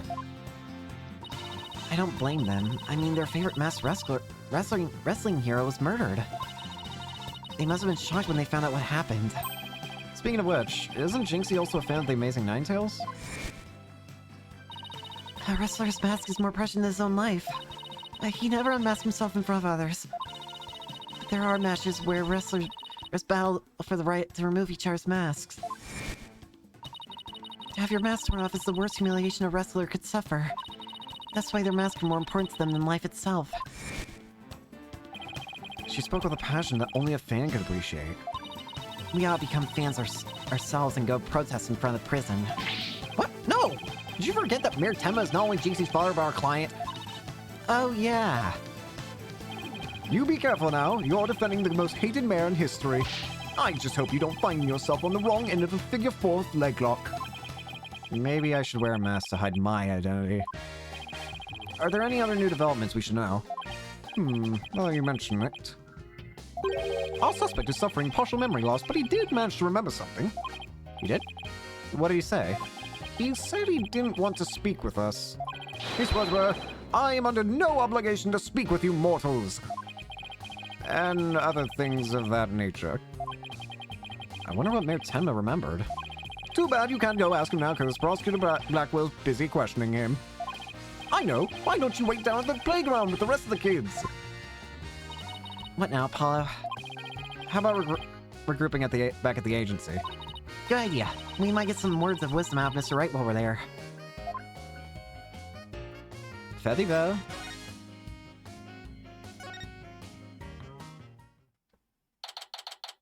April 18th. Write anything agency. Maybe I'll go read over some past cases. And I'll go do some research on exorcisms. Hey, what's with you guys? You seem bummed out. How should I put it? It's like we're at the edge of a cliff and the only way is down. In other words, business as usual, right? Yeah, I suppose so. Except this time, it's like we're bound and gagged too. Don't forget blindfold with our ears plugged up. Oh, and monsters at every turn, huh? Sounds rough. Hey, Paula. Oh, and Athena's here too. Oh, is it Phoenix? Mr. Wright. How goes the investigation, Apollo? Athena? I think it's safe to say that things have gotten hairier than before. Really? What happened? Phoenix! I was watching the two of you this morning from the gallery. That was one tough day in the courts, to say the least. I know I never had to defend a yokai before. That business about the locked room was another major hurdle. Yeah, on top of that, Jinxie was accused of being an accomplice. But at least you figured out how someone could have escaped that room. Yeah, well, we just found out that our reasoning might be a tad flawed. Oh, really? Well, that's bad news? How are we going to get out of this one? The worst of times are when lawyers have to force their biggest smiles.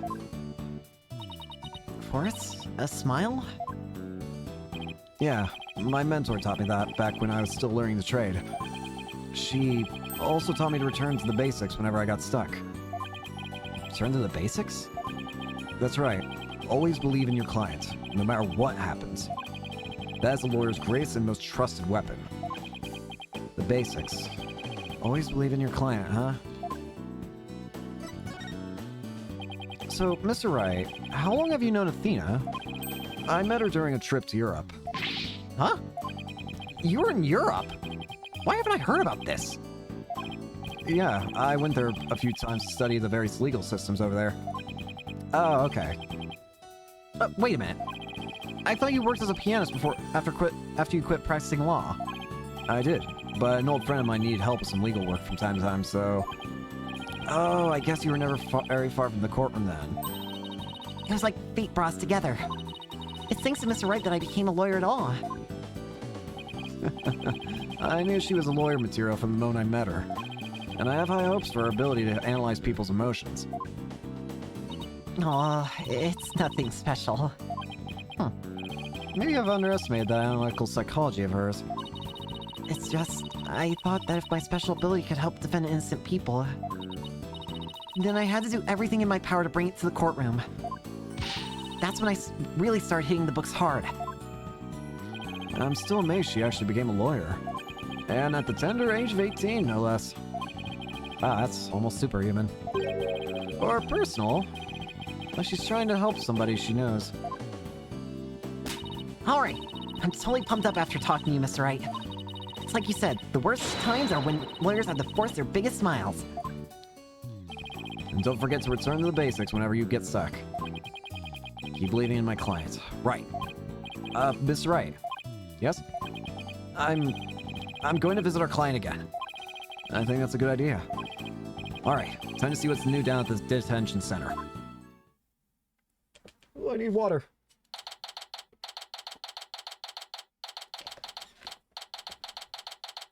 Alright. Mayor Tenma, we wanted to talk to you about something. Stop! So my minions have returned. Apollo, he still thinks he's a yokai. I wonder if we'll ever be able to talk to Mayor Tenma again. Silence, peddler of the legal trade. Free me from these imprisoning walls with great haste. Wow, he's sounding more and more like a real demon with every sentence. I'm starting to wonder if we should even be helping him win his freedom. Still, we can't let Mayor Tenma stay possessed, you know what I mean? You can clear me of these charges, and I shall help you in whatever manner I may. Now ask of me what you will. I suppose it's worth a shot. Let's talk. Were those feathers and tracks at the scene of the crime really your doing? Indeed, the remnants of Tenmataro, king of the underworld they be. The day when I once again dominate the mortal world is at hand. The prosecution claims the feathers and tracks were planted by Jinxie. What's this? Oh, that was an interesting freak out. Your eyes went back to normal for a second. Huh. I saw that. I must breach these walls and go defend my little Jinxie at once. Huh? Mayor Tenma, is that you? Well now, Damien appears to still reside within his body. But I should have expected as much from a descendant of mine. Be silent now, Damien. I guess a little thing like demonic possession won't stop a father's love for his daughter. You didn't kill Alderman Cubey, did you? I've killed no one. The remnants of my presence must have been misconstrued. The murder is not I. For if I had slain that mortal, raging hellfire would have consumed him, leaving naught else. Yikes! So you're saying there must have been somebody else there? Come to think of it, the mayor had mentioned that he'd been clubbed with the statue. I'd better ask him about this too. Detective Fulbright mentioned that you might have something new to tell us. Indeed, I have. I regurgitated this key but a short while ago. Excuse you? Behold, the key to the Forbidden Chamber. Whoa! Is regurgitation one of your demonic powers too? Bah! I do not waste my powers on such parlor tricks. Take the key from the killer to Damien, whereupon he swallowed it. He sought to bar the killer entry to the Forbidden Chamber. So he wanted to keep it shut tight. But no fingerprints shall you find upon that key. How do you know that? Wait, Is that another one of your demonic powers, then? Foolish mortal, you would have me, Taro, act as some asinine alchemist. I but ask the jailer and my will is done. Quite eagerly, I might add. Always an honor to serve your malevolence. Guess I'm not the only one who scares the living daylights of. Can we ask how you use this key? We couldn't find a keyhole anywhere in or around the door. Curse that infernal door. If I'd known its manner of opening long ago, I would have made my return. He has a point there. Maybe Jinxie knows something about how the whole thing works. The Forbidden Chamber Key. The key that the mayor took from the killer and swallowed. No fingerprints could be lifted from it. I don't know if there's anything I can present to you, but I can try. Is this yours? I was hoping you'd take a look at this. An offering to me, quite admirable. The best thing you could offer me is a win my freedom. Right. I'll do my best. What about this? These are your rules. No? Your key? Just want to check everything just to be safe. Never hurts to be safe. Well, the Ninetales? A descendant of old Ninetales, perhaps. It would seem he's doing quite well these days. Yeah, he's a huge hit from kids all the way up to their grandparents. It seems I've been resting on my laurels for far too long. It is time I too debut in the mortal world and rekindle my struggle against that wily fox. That's the spirit. You can make your debut as soon as we get you that non-guilty verdict. Then I'd best return to top form. Push-ups and sit-ups should do for now. Is he planning a new career as a pro wrestler? Is this you? Oh, wait, what am I saying?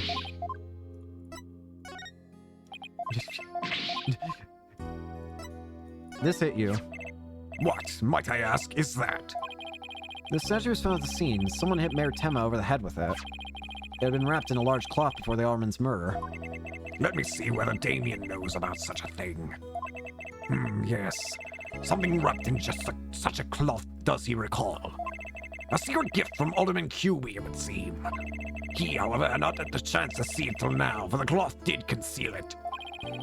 Maybe the cloth fell off or was removed after the mayor was struck. Of that Damien does not know. A secret gift. Interesting. Maybe Jinxie knows something about it. I should question him about the blackmailer, too. Let's see what he says when I show it to him. Now I show it to him. Yo, Damien, this yours? This is that accursed blackmail letter that was sent to Damien. Apparently somebody slipped it into the alderman's pocket. We believe someone, probably the killer, stole it from Mayor Temma's briefcase. You wouldn't happen to know anything about that, would you? You have questions, do you? Very well, ask away, mortal. Let's see it. Who placed this in the alderman's pocket? Very few were they who knew the letter was in Damien's briefcase. So, whoever knew about the blackmailer being in the mayor's briefcase is a potential suspect in its theft and placement in the alderman's pocket. Could have been his doing? Mr. Mayor, Mr. Taro, did you remember something? Indeed I did. There was but one other who knew of that letter, Damien's aide Florent Lebel. Finally, we're going back to the guy from the beginning cutscene who's the actual murderer. Full knowledge of that briefcase's contents did that aide possess. He may be the blackmailer and the murderer we're looking for. That is preposterous. He's a most trusted advisor. He would never betray Damien. It seems like Mayor Temma is a bit too trusting of those around him. Still, this is huge. Now we know who might have slipped that blackmailer in the alderman's pocket. Look out for LaBelle. Here comes justice. Let's go find Mr. LaBelle and rake him over the colt. Thanks for the help. You've just given us a major lead. Threatening letter sent to the mayor.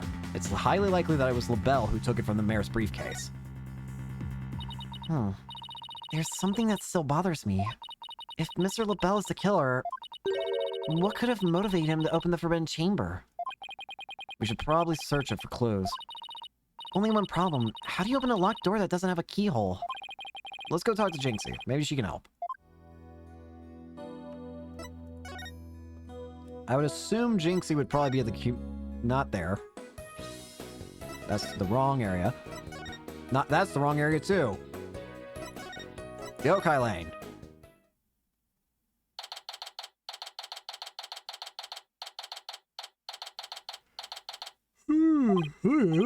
Hey, isn't that... Oh, okay. You're not okay. You dare imprison me. Jinxie! She's acting really strange. Uh-oh. That loathsome no-good nine-tailed fox.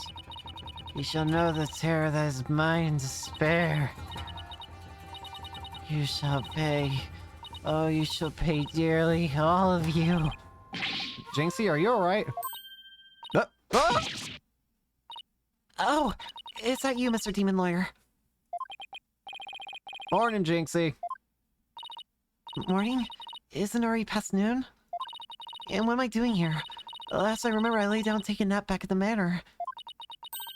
Oh no, it must have been the Makura Gaishi. Makura Gaishi? Ever wake after a restless night's sleep to find your pillow in an unusual place? Or that you've been sleeping on the floor or in the hallway? Well, that's the yokai's fault. The Makugushi preys on people while they're asleep. It sounds like you just need to be tucked in really tight, or maybe a snug sleeping bag. Jinxie, how come you don't have any charms on your forehead? I don't? Oh, they must have fallen off. Without them, evil things can creep into me. I'd say we had a more than adequate demonstration of that just now. I better reapply them. There you go. Jinxie, there's something we wanted to ask you about. There's something I wanted to tell you too. I remember something else. You did? What was it? Let's start with my thing first. What's this? Sukumogami?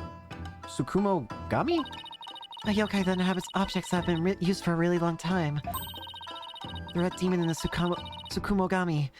What a strange combination. Is everything to her some new supernatural phenomenon? I guess we have to ask your problem first. What do you remember? Jinxie, can you tell us what you remembered? Well, after his trial, I remembered lots of stuff. But there was one thing I thought was really weird. I'm almost afraid to ask, but here goes. Really? What? It's about the yokai feathers in the tracks. They weren't there when I first opened the door. What? Wait, what? Are you sure? They weren't there when you opened the door? Then again, you also did say that you didn't see the yokai in there at first. Uh-huh. My memory's crystal clear now. So you're saying that they were left at the crime scene after you found it. Here's what I'm guessing. If I had to take a guess, the killer, in this case LaBelle, if I had to take a guess, they probably hid it inside the chamber. They probably knew how to open it, and they could hide inside. That's the thing that makes the most sense to me. This could spell major trouble, Apollo. Why? Because Jinxie is already accused of leaving the feathers and tracks at the scene. If they weren't there when she discovered the crime scene, it will totally fuel the claim that she fabricated the evidence later on. Jinxie's fuzzy memory of the whole incident is really working against us.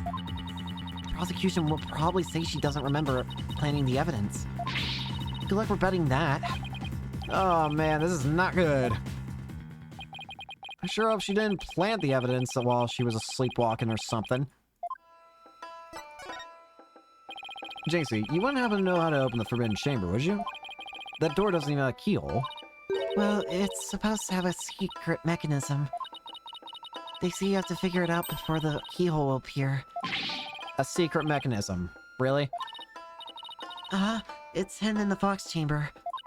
But only Alderman QB knew what it was and how it worked. The Alderman of Ninetails Vale sure loves his secrets. Apollo, let's go see if we can find that secret mechanism. Whoa, slow down. There's something else I need to ask about. Jinxie, is there only one key to the Forbidden Chamber? Uh-huh. Even the Manor's master key won't open it. That's because it's a very special room that must never be opened. Guess that means nobody entered the Forbidden Chamber after the murder. After all, we know Mayor Tenma took the key from the killer and swallowed it, so... So the mayor's efforts to keep the killer out of the Forbidden Chamber were not in vain. There's only one of its kind.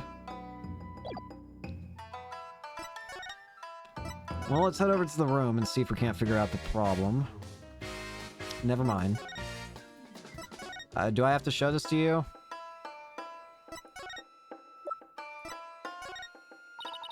What's this? Oh. No.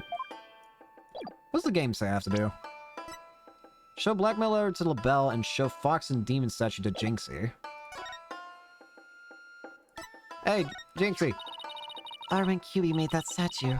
It's a token of goodwill. I think it was meant to be for Ninetails Vale and Tenma Town. A token of goodwill? But the two yokai are fighting. Fighting? Oh, I see what you mean. The cup portion is missing. Huh? This statue Oh! originally depicted two yokai holding up a cup in celebration. Huh. It sure doesn't look that way now, does it? Maybe it was broke when it was used to hit Mayor Tenma on the head. That'd explain it. I guess the only two people who knew what it really looked like were the Alderman and I. Not just me, but its symbol of goodwill will forever be etched into my mind. Gotcha. So, is there anything else we should know about Jinxie? No, that's about it. You're lying. My bracelet. It's reacting. Jinxie, you wouldn't happen to be... In justice we trust! Yikes! A ghost! Senator Fulbright, what are you doing here? I have business with this young lady, if you must know. Prosecutor Blackwell has asked me to question her. Question me? Sorry, not interested. Are you here to ask about that whole yokai affair? That's right. Specifically, we want to ask... But I can't tell you that now, can I? Oh, come on, please. We're partners in justice, right? No. Prosecutor Blackwell specifically told me my questions were of the utmost justice. I will not fall for your lies. In justice we trust. The Twisted Samurai sure has him on a short leash. So you're not a ghost? Maybe some sort of urban troll, then. Now, come along, Miss Tenma. To the station with you. Dang it. He took her away. Missed my chance to see what she was lying about. Well, at least we found out there was a secret mechanism for opening the chamber. Let's go check it out. Let's hope they'll let us in now.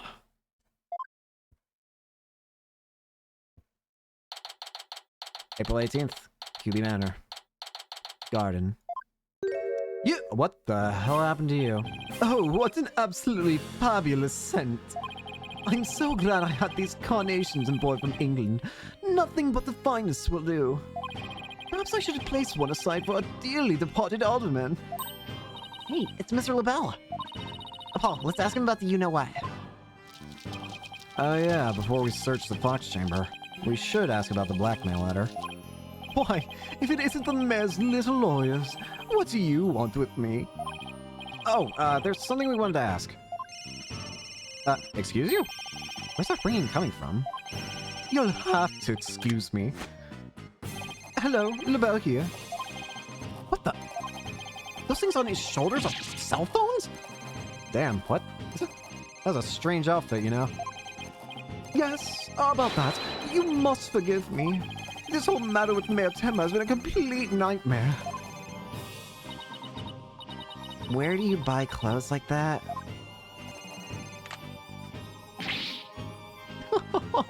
Surprised? This is my own special design. It's the ultimate in functional beauty. Functional beauty? Are you sure about that? Looks a bit unwieldy to me. Red white energy. You know, he kind of does give that feeling, actually. Now I think about it. I hadn't even thought of that, but yeah, he does kind of give me that feeling. High and mighty.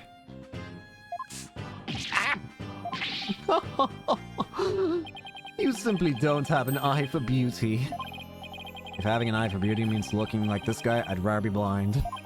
So, what do you want with me? Well, let's talk first. Did you see Temataro?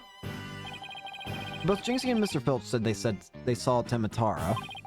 But what about you, Mr. LaBelle? If you were in the foyer, why didn't you see... Oh, very well, I admit it. That's right, I, Flaunt LaBelle, saw the demon Temataro.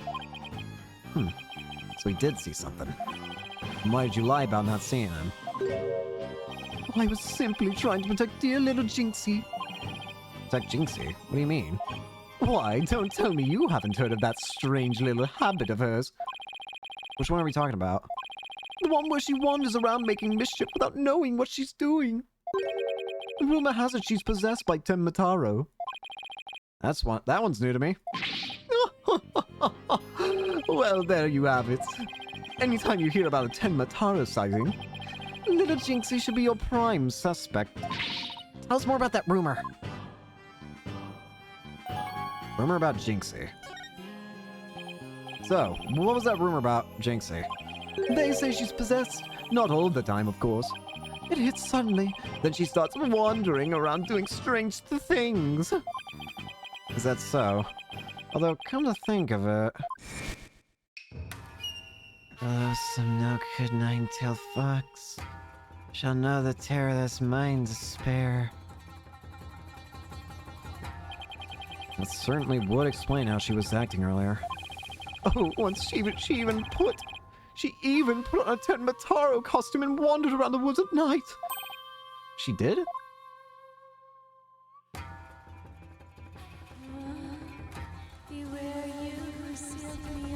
Whoa. Whoa.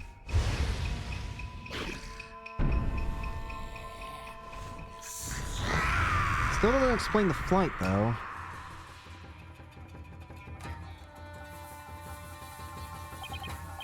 I wish I'd never asked. Does she remember anything while she's possessed? Unfortunately, no. She doesn't seem to remember a thing about those episodes. Memory loss during possession. Come to think of it, her memory of the murder scene was quite fuzzy. I suppose that, too, was caused by her possession. Ah, then maybe... So you do understand. The whole yokai business wasn't entirely of her making. Now wait a minute. Although, that yokai evidence wasn't there until after she discovered the crime scene. Did she leave those black feathers and strange tracks to herself? Apollo, let's ask Mayor Temma about Jinxie's episodes next time we talk with him. I got one more question for you, Mr. LaBelle. You wouldn't happen to know anything about this, would you? What is that? It's the blackmail error, but it wasn't sent to Alderman Cuby. It was sent to Mayor Temma. And? Your points being... Someone took the letter from the mayor's briefcase, and then placed it in the alderman's pocket after he was murdered. Oh, you don't say. You wouldn't happen to be the one who made the switch, would you? After all, you're the only one who knew the blackmail letter was in his briefcase. So naturally, you... Ah! Perhaps that shot of cologne will make the scales fall from your eyes. Or my eyes fall from their sockets. Is it possible that you would like to frame me as a potential suspect? What would make you raise such an outrageous allegation in the first place? Oh, well... My only crime is being born as beautiful as you see here. Bro, let's not even talk about your hair. In other words, you have nothing. Now, let me show you what to do with this garbage. You can't destroy evidence like that! What do you mean I can't? I just did! Feel a little lighter now? Just want a one-way trip to the top of my most annoying people ever list, but... Are we done with your silly questions now? I'm a very busy man, you know. I guess that's it for now. Hello, LaBelle speaking. Really? You wish to carry my new product to your store? Oh, but I'm afraid it's my own private brand. It's not available to the public. What? Then I shouldn't have advertised it on TV? But I don't understand. It's the embodiment of beauty. It is my duty to announce my good looks to the world. Stop the bus. I'm getting off. Everyone wants my exclusive Jesu Label brand products. It's the crown jewel of my collection, born of my long, relentless pursuit of beauty. But now that it's become so popular, it's been an absolute nightmare. You don't say. Well, they can't have it. It's just for me. It's not meant for your peasants. Peasants? This is my latest product. I'm calling it Color Me Labelle. A dazzling hair color that you can wash out with just water. Guess that means you can't sweat. I have 7 colors in all. You can find out more in my commercials and magazine ads. So that's why your hair is blue now. Yet it's not available to the public. Great sales strategy there, genius. Ain't you just wasting money? Come to think of it, Mr. LaBelle, your hair color's changed since the last time we met. The little lady has quite the discerning eye. Here's a little sample. Consider it a gift for one who truly appreciates beauty. Oh, Apollo, what should I do? Better take it before you get a face full of cologne. Good point. Wow, thanks, Mr. LaBelle. Color Me Labelle. Hair color that washes out with water. It's Florent Labelle's own brand and isn't available to the general public. Okay, let's head over to the box chamber. We still gotta find the secret mechanism for opening the forbidden chamber.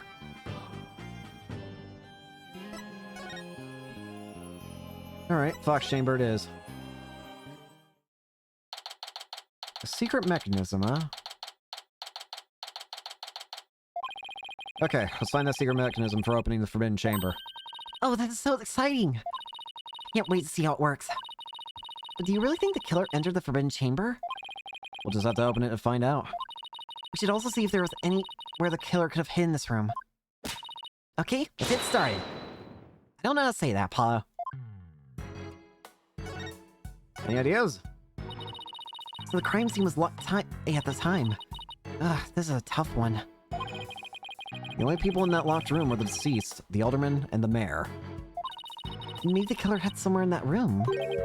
But is there really anywhere to hide in the Fox Chamber? That was quite a day in court.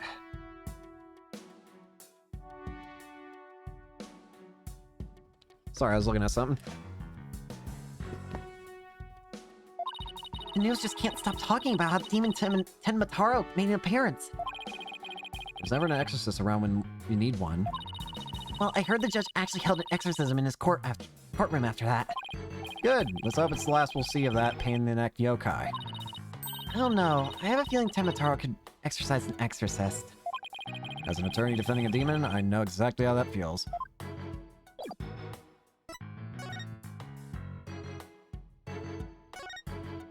Let's take a look at everything. Maybe the killer hid under the table. That'd be a terrible hiding place. The alderman's body would have been right above. Maybe you're right. Maybe guess the underside is a bit... Wait, there's something under the table. Let's check it out. Something under? Oh! Oh! Hey! Hey, look! There's something down here. It looks like a piece of something. Only question is a piece of what? Oh, I know! It might be a piece of this statue. Remember what Jinxie said?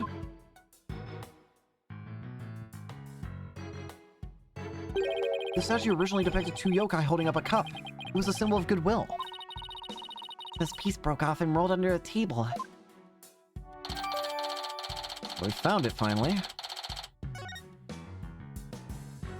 That's handy. Maybe. I don't know, actually. I don't think we'll find anything else on this chair.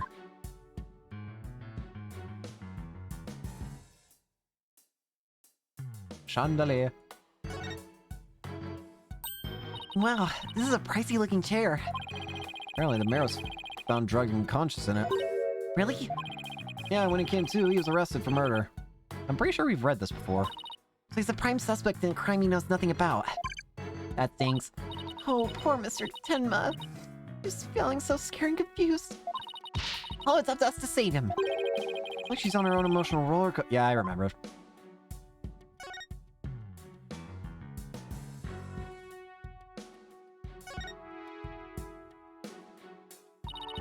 There really is no escaping here or through the air duct. And here he went through all the trouble of bringing a ladder to check it out.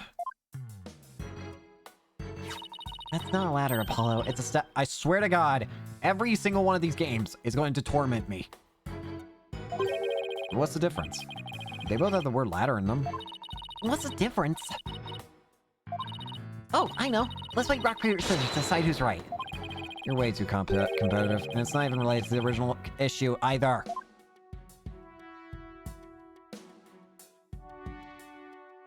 What? Shiny. The statue originally depicted two yokai holding up a cup in a gesture of goodwill. Maybe Alderman QB was planning to smooth things over with Mayor Tenma. Oh wait, maybe he was playing smooth things over with Mayor Tenma. Sorry, I got a bug in my throat. But you sound like... whatever. But he was murdered instead. By somebody who intervened. Mayor was only pursuing the municipal merger because he'd been blackmailed. Who knows? If this murder hadn't occurred, maybe they could have come up with a solution.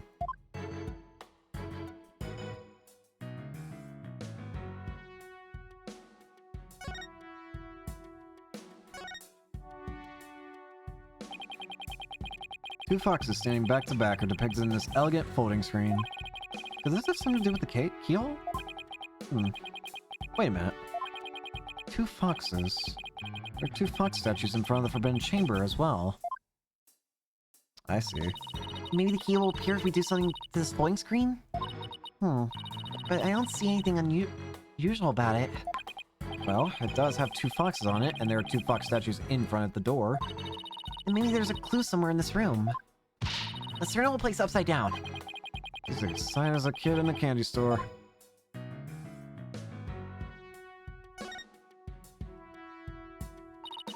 Just remember this mystery novel I once read. The murder occurred in a locked room.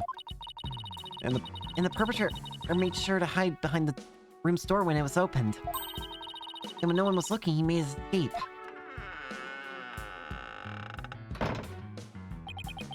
Clever trick, but it would have been impossible in this case. See this broken Tanuki statue here? The door must have banged into it when it was opened. Oh, I get it. The killer couldn't have been there because of the statue.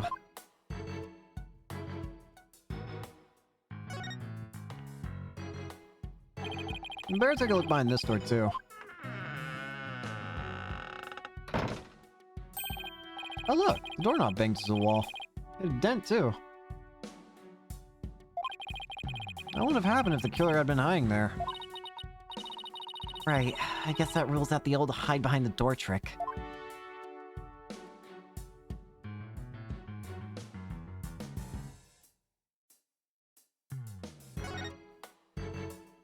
Alrighty then.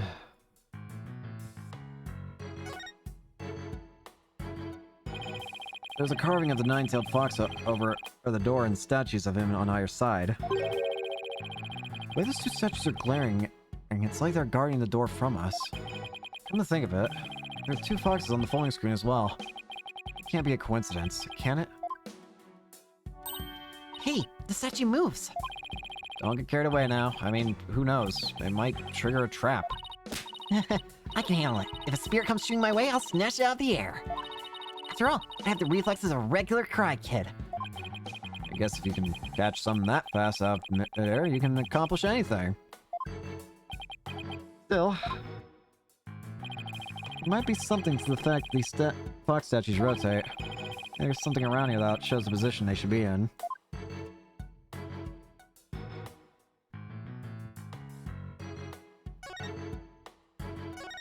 They need to be facing away from each other, don't they?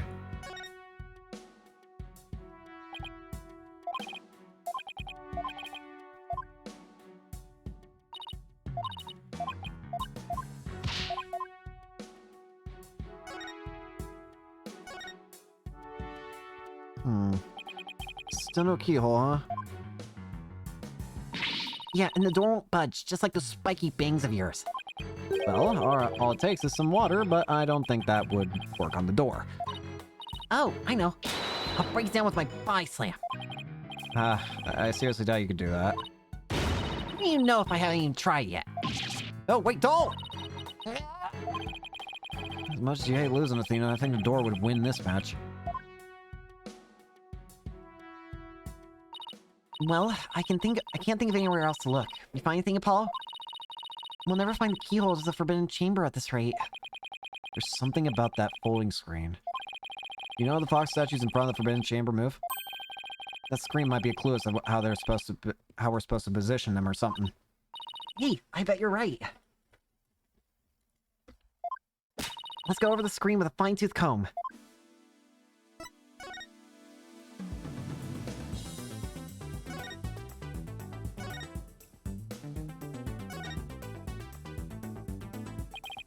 On closer inspection, I think there's more to this screen than meets the eye. Let's check every last inch of it. I can rotate the folding screen with these buttons, and if I spot anything of interest, I can press space to inspect it further. You can also zoom with these buttons to get a better look. Let's check every last inch of it. Oh, what the? What's this? Looks like a keyhole or something. You think it could be the keyhole to the Forbidden Chamber? No, it's just a picture. No, you know what they say. A picture is worth 1,000 words. Also, these key symbols on the side. Picture of a key. The shape looks awfully familiar. Oh, I know. It's shaped like the Forbidden Chamber's key. Wait, what about that keyhole drawn on the center of the screen? You think the two are related? Key and a keyhole. Oh, I just got an idea. If we fold the screen up just right, the key and the keyhole should overlap. Hey, I think you're right. Let's give it a try.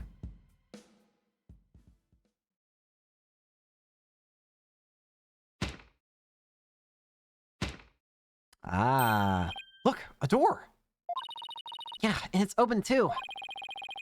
Two foxes are now facing each other, so... Hey, what if we make those fox statues face each other? Apollo, let's go check out those two statues. Okay, help me move the two statues so they face each other. Just like the one on the screen.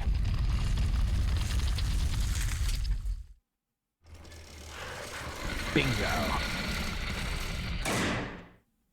Look! A lock appeared. Now we can use that key. Okay, here goes nothing. What's inside? This might answer a question as to what's the purpose here. It worked! Time to see why this chamber's so forbidden. What secrets could it hold, I wonder? What lies behind? QB Manor, Forbidden Chamber. Those doors need some serious oil. Ah! That was like nails on a chalkboard. Oh, right. Forgot about those super good ears of yours. Oh? Look, more feathers.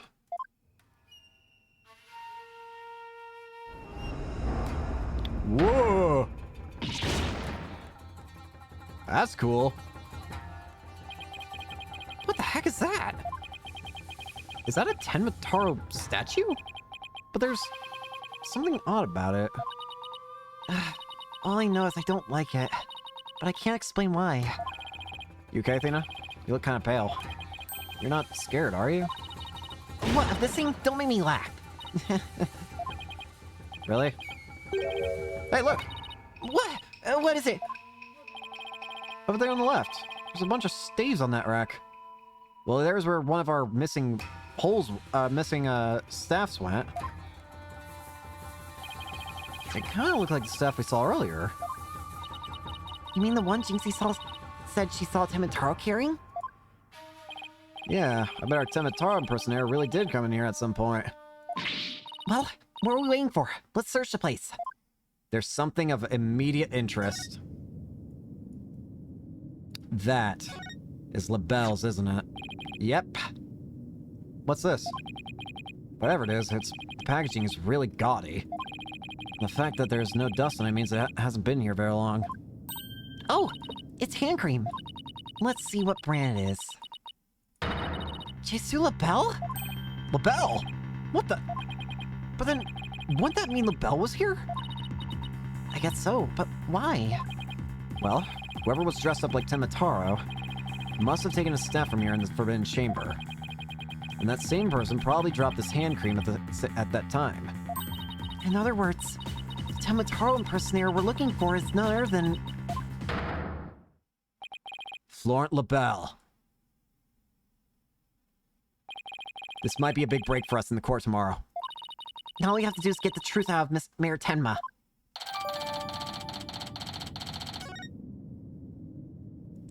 Some other stuff of intrigue. Looks like an old scroll. And there's something drawn on it. Oh. Unless I'm mistaken, it looks like an old guy. Some sort of monk, maybe? A monk? What are you talking about? You know, people that take walks in the mountains as a form of spiritual training. Wouldn't that just be a hiker? The guy in this picture doesn't look like he's doing this for fun, Athena. Oh, look! There's some yellow things strapped onto his back.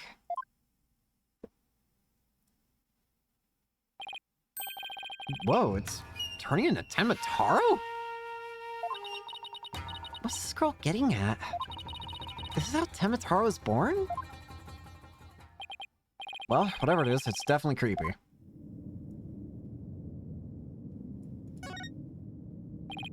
Whoa, that's one big statue. Must be like 15 feet tall. And look, this Temitaro has a staff. But the Temitaro in the scroll didn't have one. I wonder why. I feel like this could be significant. But why? Let's take a closer look. First, to go around this table here. Apollo, are you sure that's a good idea? Hey, it looks like there's some sort of compartment in the base of this statue. Don't open it! Who knows what might be in there? Debate. It's just a big empty compartment. From all the dust and cobwebs, I'd say it hasn't been opened in a really long time. That's enough, Apollo. Let's shut it in. Wait, there is something in here. What the? It looks like some sort of figurine. But it's so dusty, I can't tell what it is. I wonder what it's doing here. A figure that had been left inside the Temitaro statue. A thick layer of dust and dirt suggested it had been there for some time. Eh? Oh look, there's an air vent here too. I guess even forbidden chambers need proper ventilation. But I don't think anyone could reach this one either. Yeah, and there's nothing to stand on around here. I wonder where this vent leads. Well, the Fox Chamber's vent didn't branch this way, so... Maybe it doesn't have anything to do with the case after all. Looks like a gravestone or something. It reads, "Here lies Temitaro, age 80. Cause of death, choked on a chicken bone." Say it isn't so! Besides, that sounds more like an autopsy report than an epitaph, if you ask me.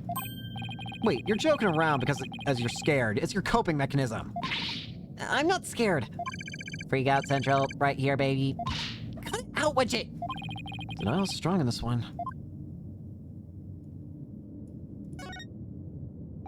Hey, there's a bunch of staves here.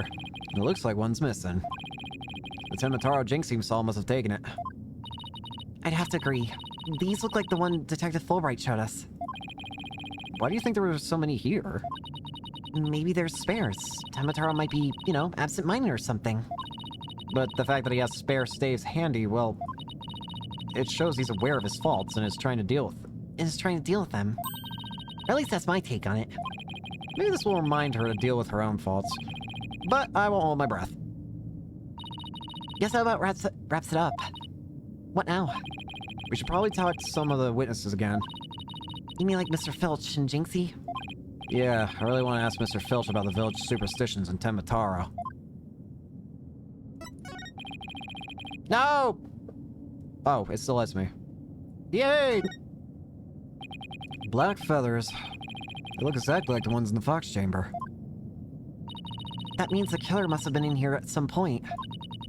The question is, why? Maybe the Temataro costume was hidden in here. I mean, if someone carried it through the manor, it would have stuck out like a sore thumb. But when did the killer get in here? The mayor snatched the Forbidden Chamber key when the killer hit him on the head. That means the killer could have only gotten in here before the murder. Wow, this is one tough riddle, alright.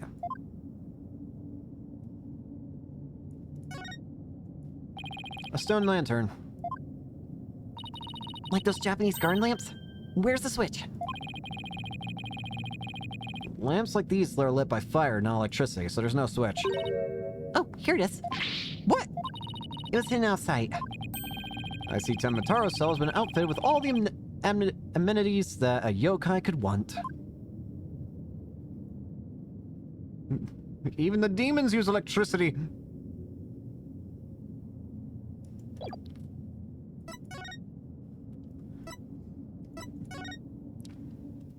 Is Mr. Filcheth here?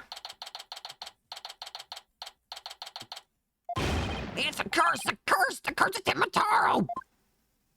No, don't! No, Widget! You outsiders ignoring them superstitions are peril. Mind your business, will you? Stop! Yo, what's all this about? A curse. Temataro's gonna curse us all. Let's just stop sticking your nose where it don't belong. Stop the investigation. Let us know what them superstitions say. Right, how about obeying the law before you go obeying the superstitions? Huh. Hey, what are you doing with Widget around your neck? He's mine. You don't bear than to go around stealing people's stuff like that. Same goes for my bracelet. Sorry, I won't do it again. Yeah, that's a lie.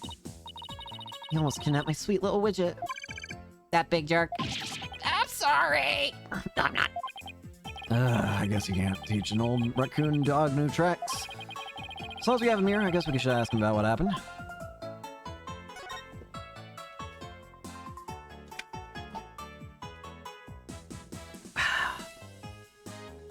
Stealing! I can't believe you did that. It's one thing to steal a pair of shoes, but to steal Widget? Yes! Mercy, mercy! I can't seem to control myself. Demon blood running my veins. Thieving blood? What's that supposed to mean? Glad you asked. The infamous man Azuki Kozo was my grandpappy. Take a gander at this. Why is that? Oh, what the heck? What's that man looking at? It looks like another one of those yokai to me. It's none other than the Azuki Kozo, robbed from the rich to give to the poor, he did. And I need to leave one of these figures at the scene of the crime. What's more, I'm his grandson because he was my grandpappy. Well, you don't say. See, Sounder, it's the honest truth.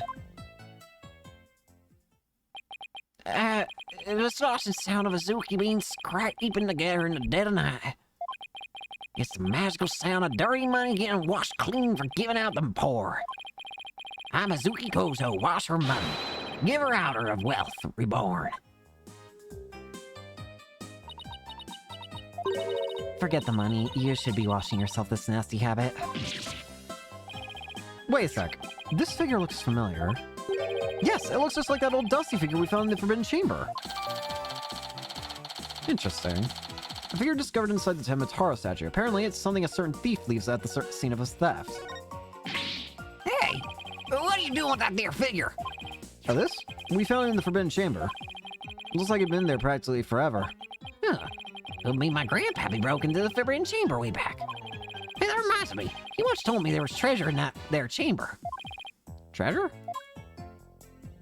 What do you mean, treasure?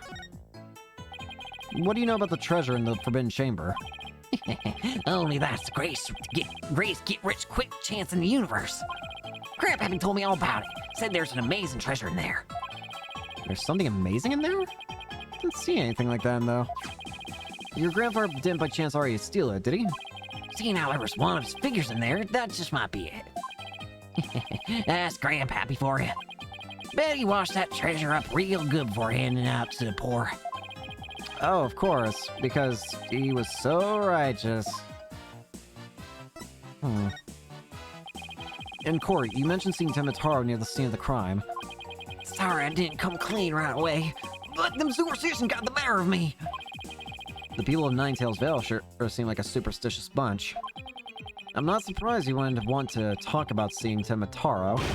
It's alright, them superstitions scare me out of my wits, I tell you. That's why I'm gonna do exactly what they say from now on. So you plan on staying here in Ninetales Vale? Yep, I'm gonna keep living right here or keep with the old ways, just like Grandpapa did. Them superstitions are like a rule book to me. Wait, so you're saying you actually believe in those old wives' tales? You wouldn't listen to a word I said. You're gonna do exactly what them superstitions say? Well, I say that's baloney. Take that! It's clearly written here, ignoring the superstitions will cost you your soul.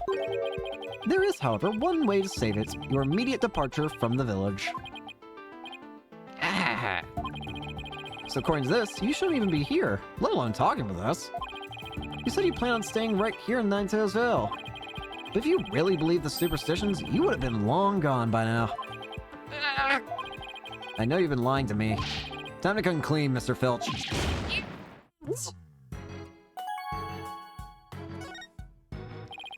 You were lying about believing in the superstitions, weren't you? Sorry, I didn't have no choice. So, what was the real reason why you couldn't talk about seeing Temitaro? It's all that pretty boy's fault, Mr. LaBelle, if you know what I mean. He told me not to say a word about seeing Temitaro. Said if I did, he'd do to me what them superstitions said would happen. So it's Mr. LaBelle who muzzled you. Why would Mr. LaBelle want to scare you into silence? Mr. LaBelle trying to protect that little meat girl. Who was on account of that rumor. The one about her being possessed. That rumor again. I guess we really do have to talk to Mayor Tenma about the possession rumor. No! Ow, watch it. Those superstitions stolen by Phineas Filch. I'll be taking this back now. Kinda like family to me. You could have just asked instead of stealing it. Was that all you wanted to ask, Mr. Filch? Yeah, I think that was it. Let's go see Mr. Temitaro one more time. Just thinking about dealing with that yokai again makes me want to say pass. Alright, let's go see the detention center.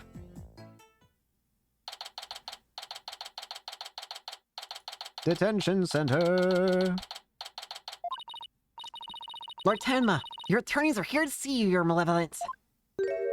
Oh! No, he's gone. Why are you speaking like that? Oh, Mayor Tenma, you've returned. Yes, well, Jinxie came by earlier to apply a new charm to my head. It seems to be suppressing the demon within me. That's a relief. Maybe we'll actually get somewhere this time. So, what can I do for you today? We'd like to ask about the rumor that Jinxie is possessed. Ah, She allegedly left the yokai evidence at the scene while under a demon's power. At least that's what the prosecution is going to claim in tomorrow's trial.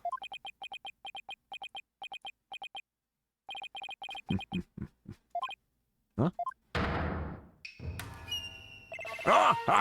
No match is this warning charm for me. Ah, charm! That thing didn't do anything! Temataro's back.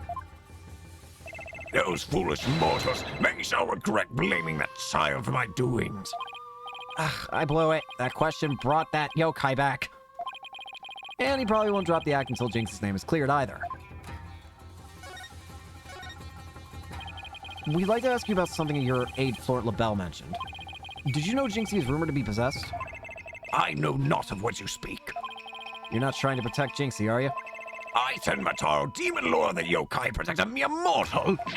No affection do I possess for your race of humans. Please, we already proved there was a third party disguised as a yokai at the scene. But if you deny that tomorrow, we'll never be able to clear Mayor Tenma's name. But I have already told you I know not of what you speak. I don't think we'll get anything more of him. So all over unless we can somehow prove that Jinxie didn't plant the yokai evidence. Hey, Apollo, I think I've got this one. I think I can prove that she didn't do it. Really? Sure. I should be able to use psychology to explain the whole possession thing. Knock yourself out then. Wow, I think it's really something. I can really counter when it counts.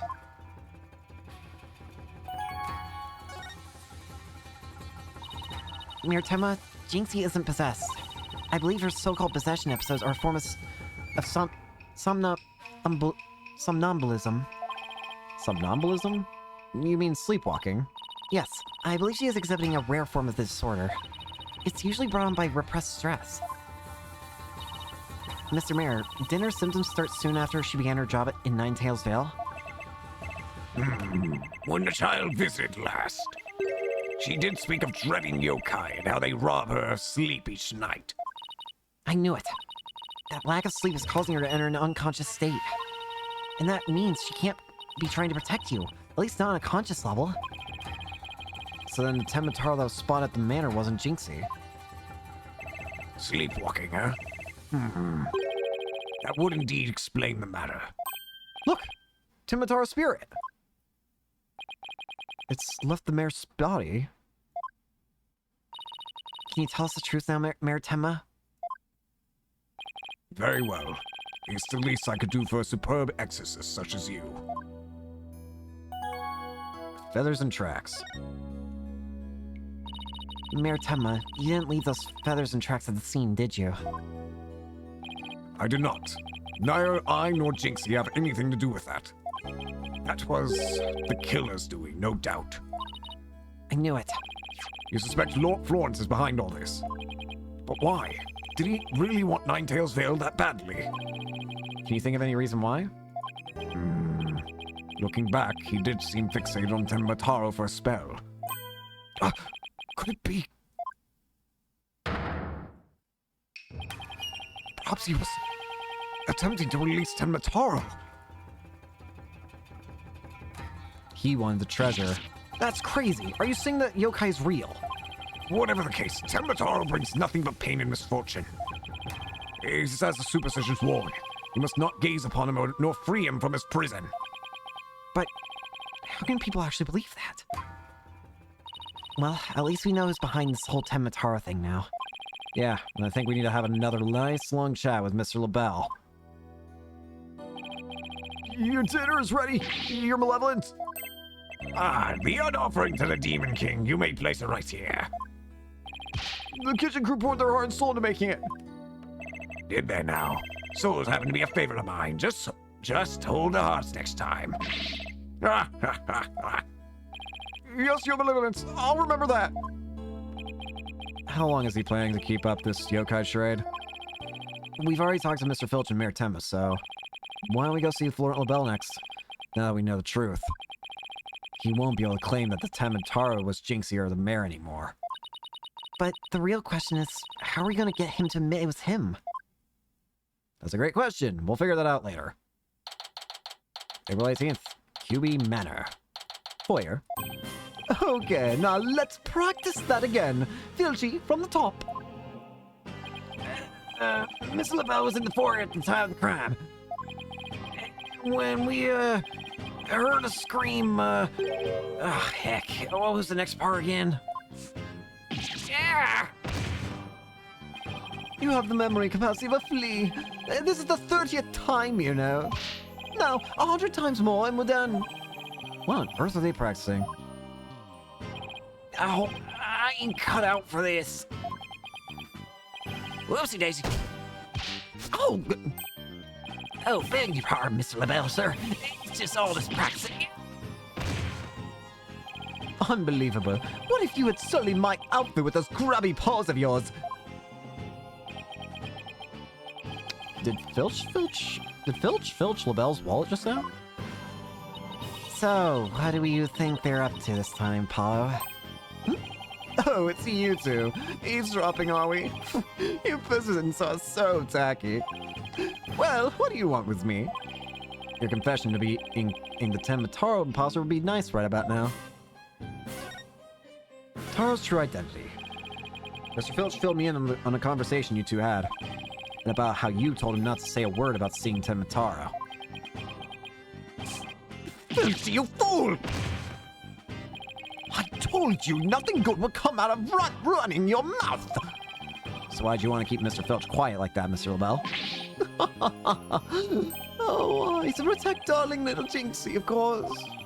But Jinxie was never really possessed. She was sleepwalking. Being asleep at the same time, she couldn't have been consciously trying to protect the mayor. That also means she couldn't have possibly been to Tenmataro. Interesting. But where are you going with this? Since you asked so politely, I believe you have a different reason for trying to keep Mr. Filch quiet. That reason would be to deflect doubt away from the one who was really Tenmataro. Oh, now this is getting interesting. Are you insinuating that I'm Tenmataro? I'm so sorry to disappoint, but I'm nothing of the sort. That's right. Miss LaBelle even told me I said Tenmataro was Jinxie, you fool! Honestly, you have the memory capacity of a flea. Practice it 100 times more. Yes.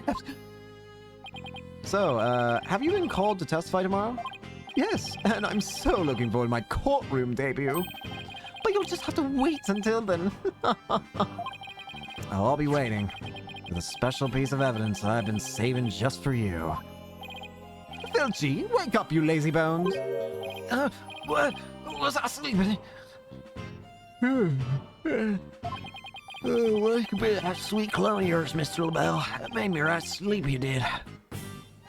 Well, it's time for your lesson on what to do and say tomorrow.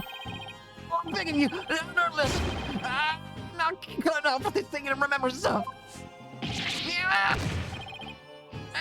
No. Keep quiet and do exactly as I say. Oh, please. It's my nerves. There they go. Missed our chance to get the truth out of him. Yeah, but we'll get the proof we need in a court tomorrow, one way or another. All that's left now is that lie Jinxie told. Better go clear that up before tomorrow. You think they're done questioning Jinxie? Maybe. Let's see if she's over on Yokai Lane shopping for more charms.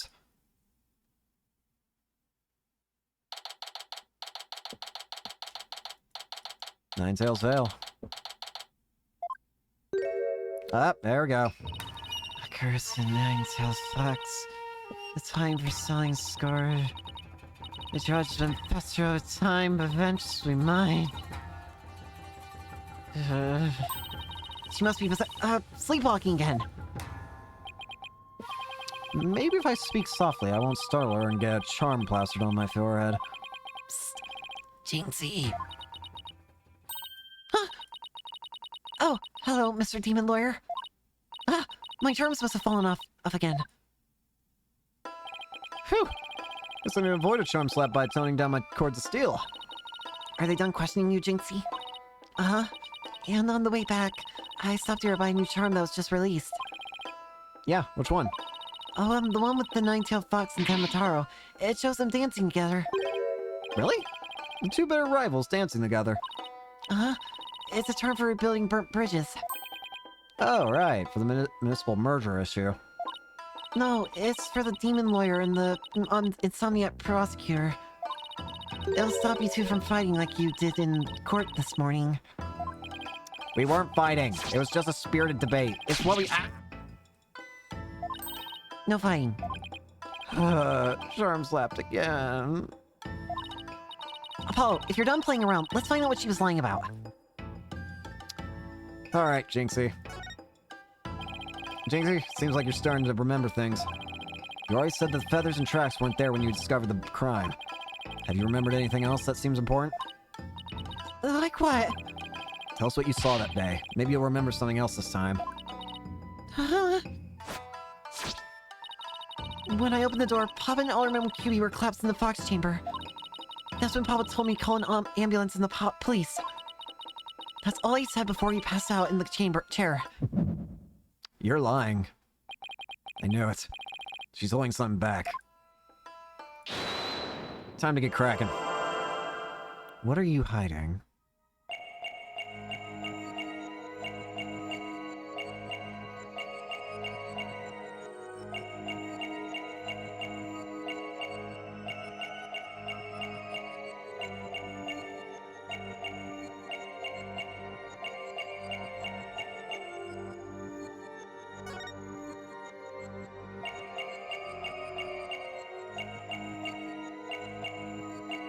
Hmm.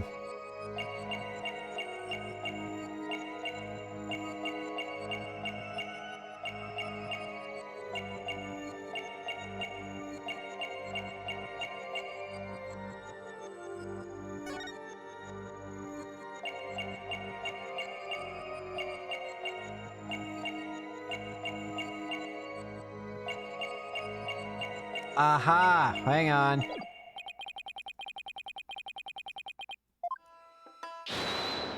Hang on, hang on, hang on.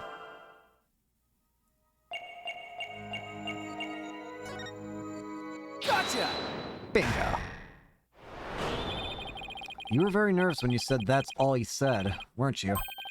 I know because I saw your fingers move as if you were going to slap someone with a charm. Huh? Listen to me, Jinxie. This is very important. Did Mayor Temma say anything else to you? It was nothing. He was just talking in his sleep. Talking in his sleep. So you admit he did say something else. How could you tell?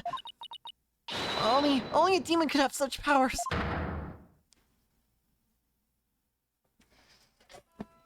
So, what do you remember him saying?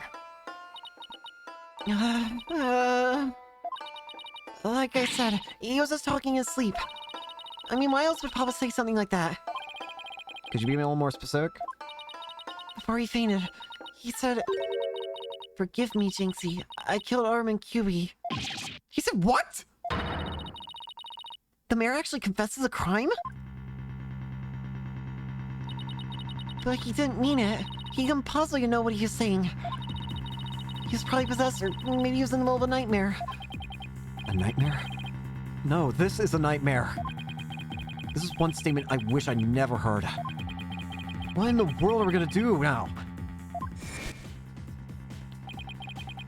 Turn to the basics? That's right. Always believe in your clients, no matter what happens. That is a lawyer's greatest and most trusted weapon. Right. Just believe in my client. Even if all I see ahead is darkness and despair. Jinxie, does Prosecutor Blackwell know about your father's confession? I didn't mention it when he was questioning me. I mean, there's no way Papa's the killer. Why would the mayor confess like that? Could he really have been dreaming? Or simply delirious? Who knows? I sure feel like I'm in a living nightmare right now. Apollo, what are we gonna do about tomorrow's trial? The crime scene was locked tight until Jinxie arrived. And our clients even confessed. Not only that, Jinxie has been accused of planting the yokai evidence. Both the mayor and Jinxie are going to prison if we don't do something. I know. Well, let's see here. A lack of a third party in the locked room is a major problem. Jinxie has testified that when she first opened the door, the Alderman QB and Mayor Temma were the only people she saw in the Fox Chamber. But the real killer must have been in hiding there as well. Considering the room was locked tight, that's the only logical explanation. Our mystery person must have fled at the Fox Chamber when it was opened. And that's when Jinxie saw what she thought was Tenmatara. But Papa and the Armin were the only people there. I didn't see anyone else. What's going on here? The Bell's extremely pale, but he's far from transparent. So just how did he hide himself at the scene of the crime? Whatever it takes in court tomorrow, Paula. We have to take down that dirty, rotten Tenmataro Florent LaBelle. Right. We'll get him with the legal exorcism, justice style.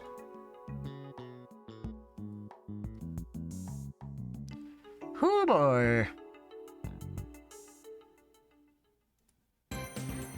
I think I'm going to go ahead and end it here for today. I have to go get some stuff done anyways, so yeah, I'm gonna go ahead and end it for today. Thank you all so much for watching. Hope you enjoyed, and oh yeah, one more thing. I probably won't stream tomorrow. I don't know when I'll next stream, but reason why specifically tomorrow is because Persona 3 Reloads tomorrow, and I'm not gonna stream my playthrough of it, but I am going to record it. So I'll have that up on the YouTube. So yeah, that'll be there. So if I don't stream tomorrow, that's why. Anyways, thank you all so much for watching. Hope you enjoyed, and hope to see you all later. Peace.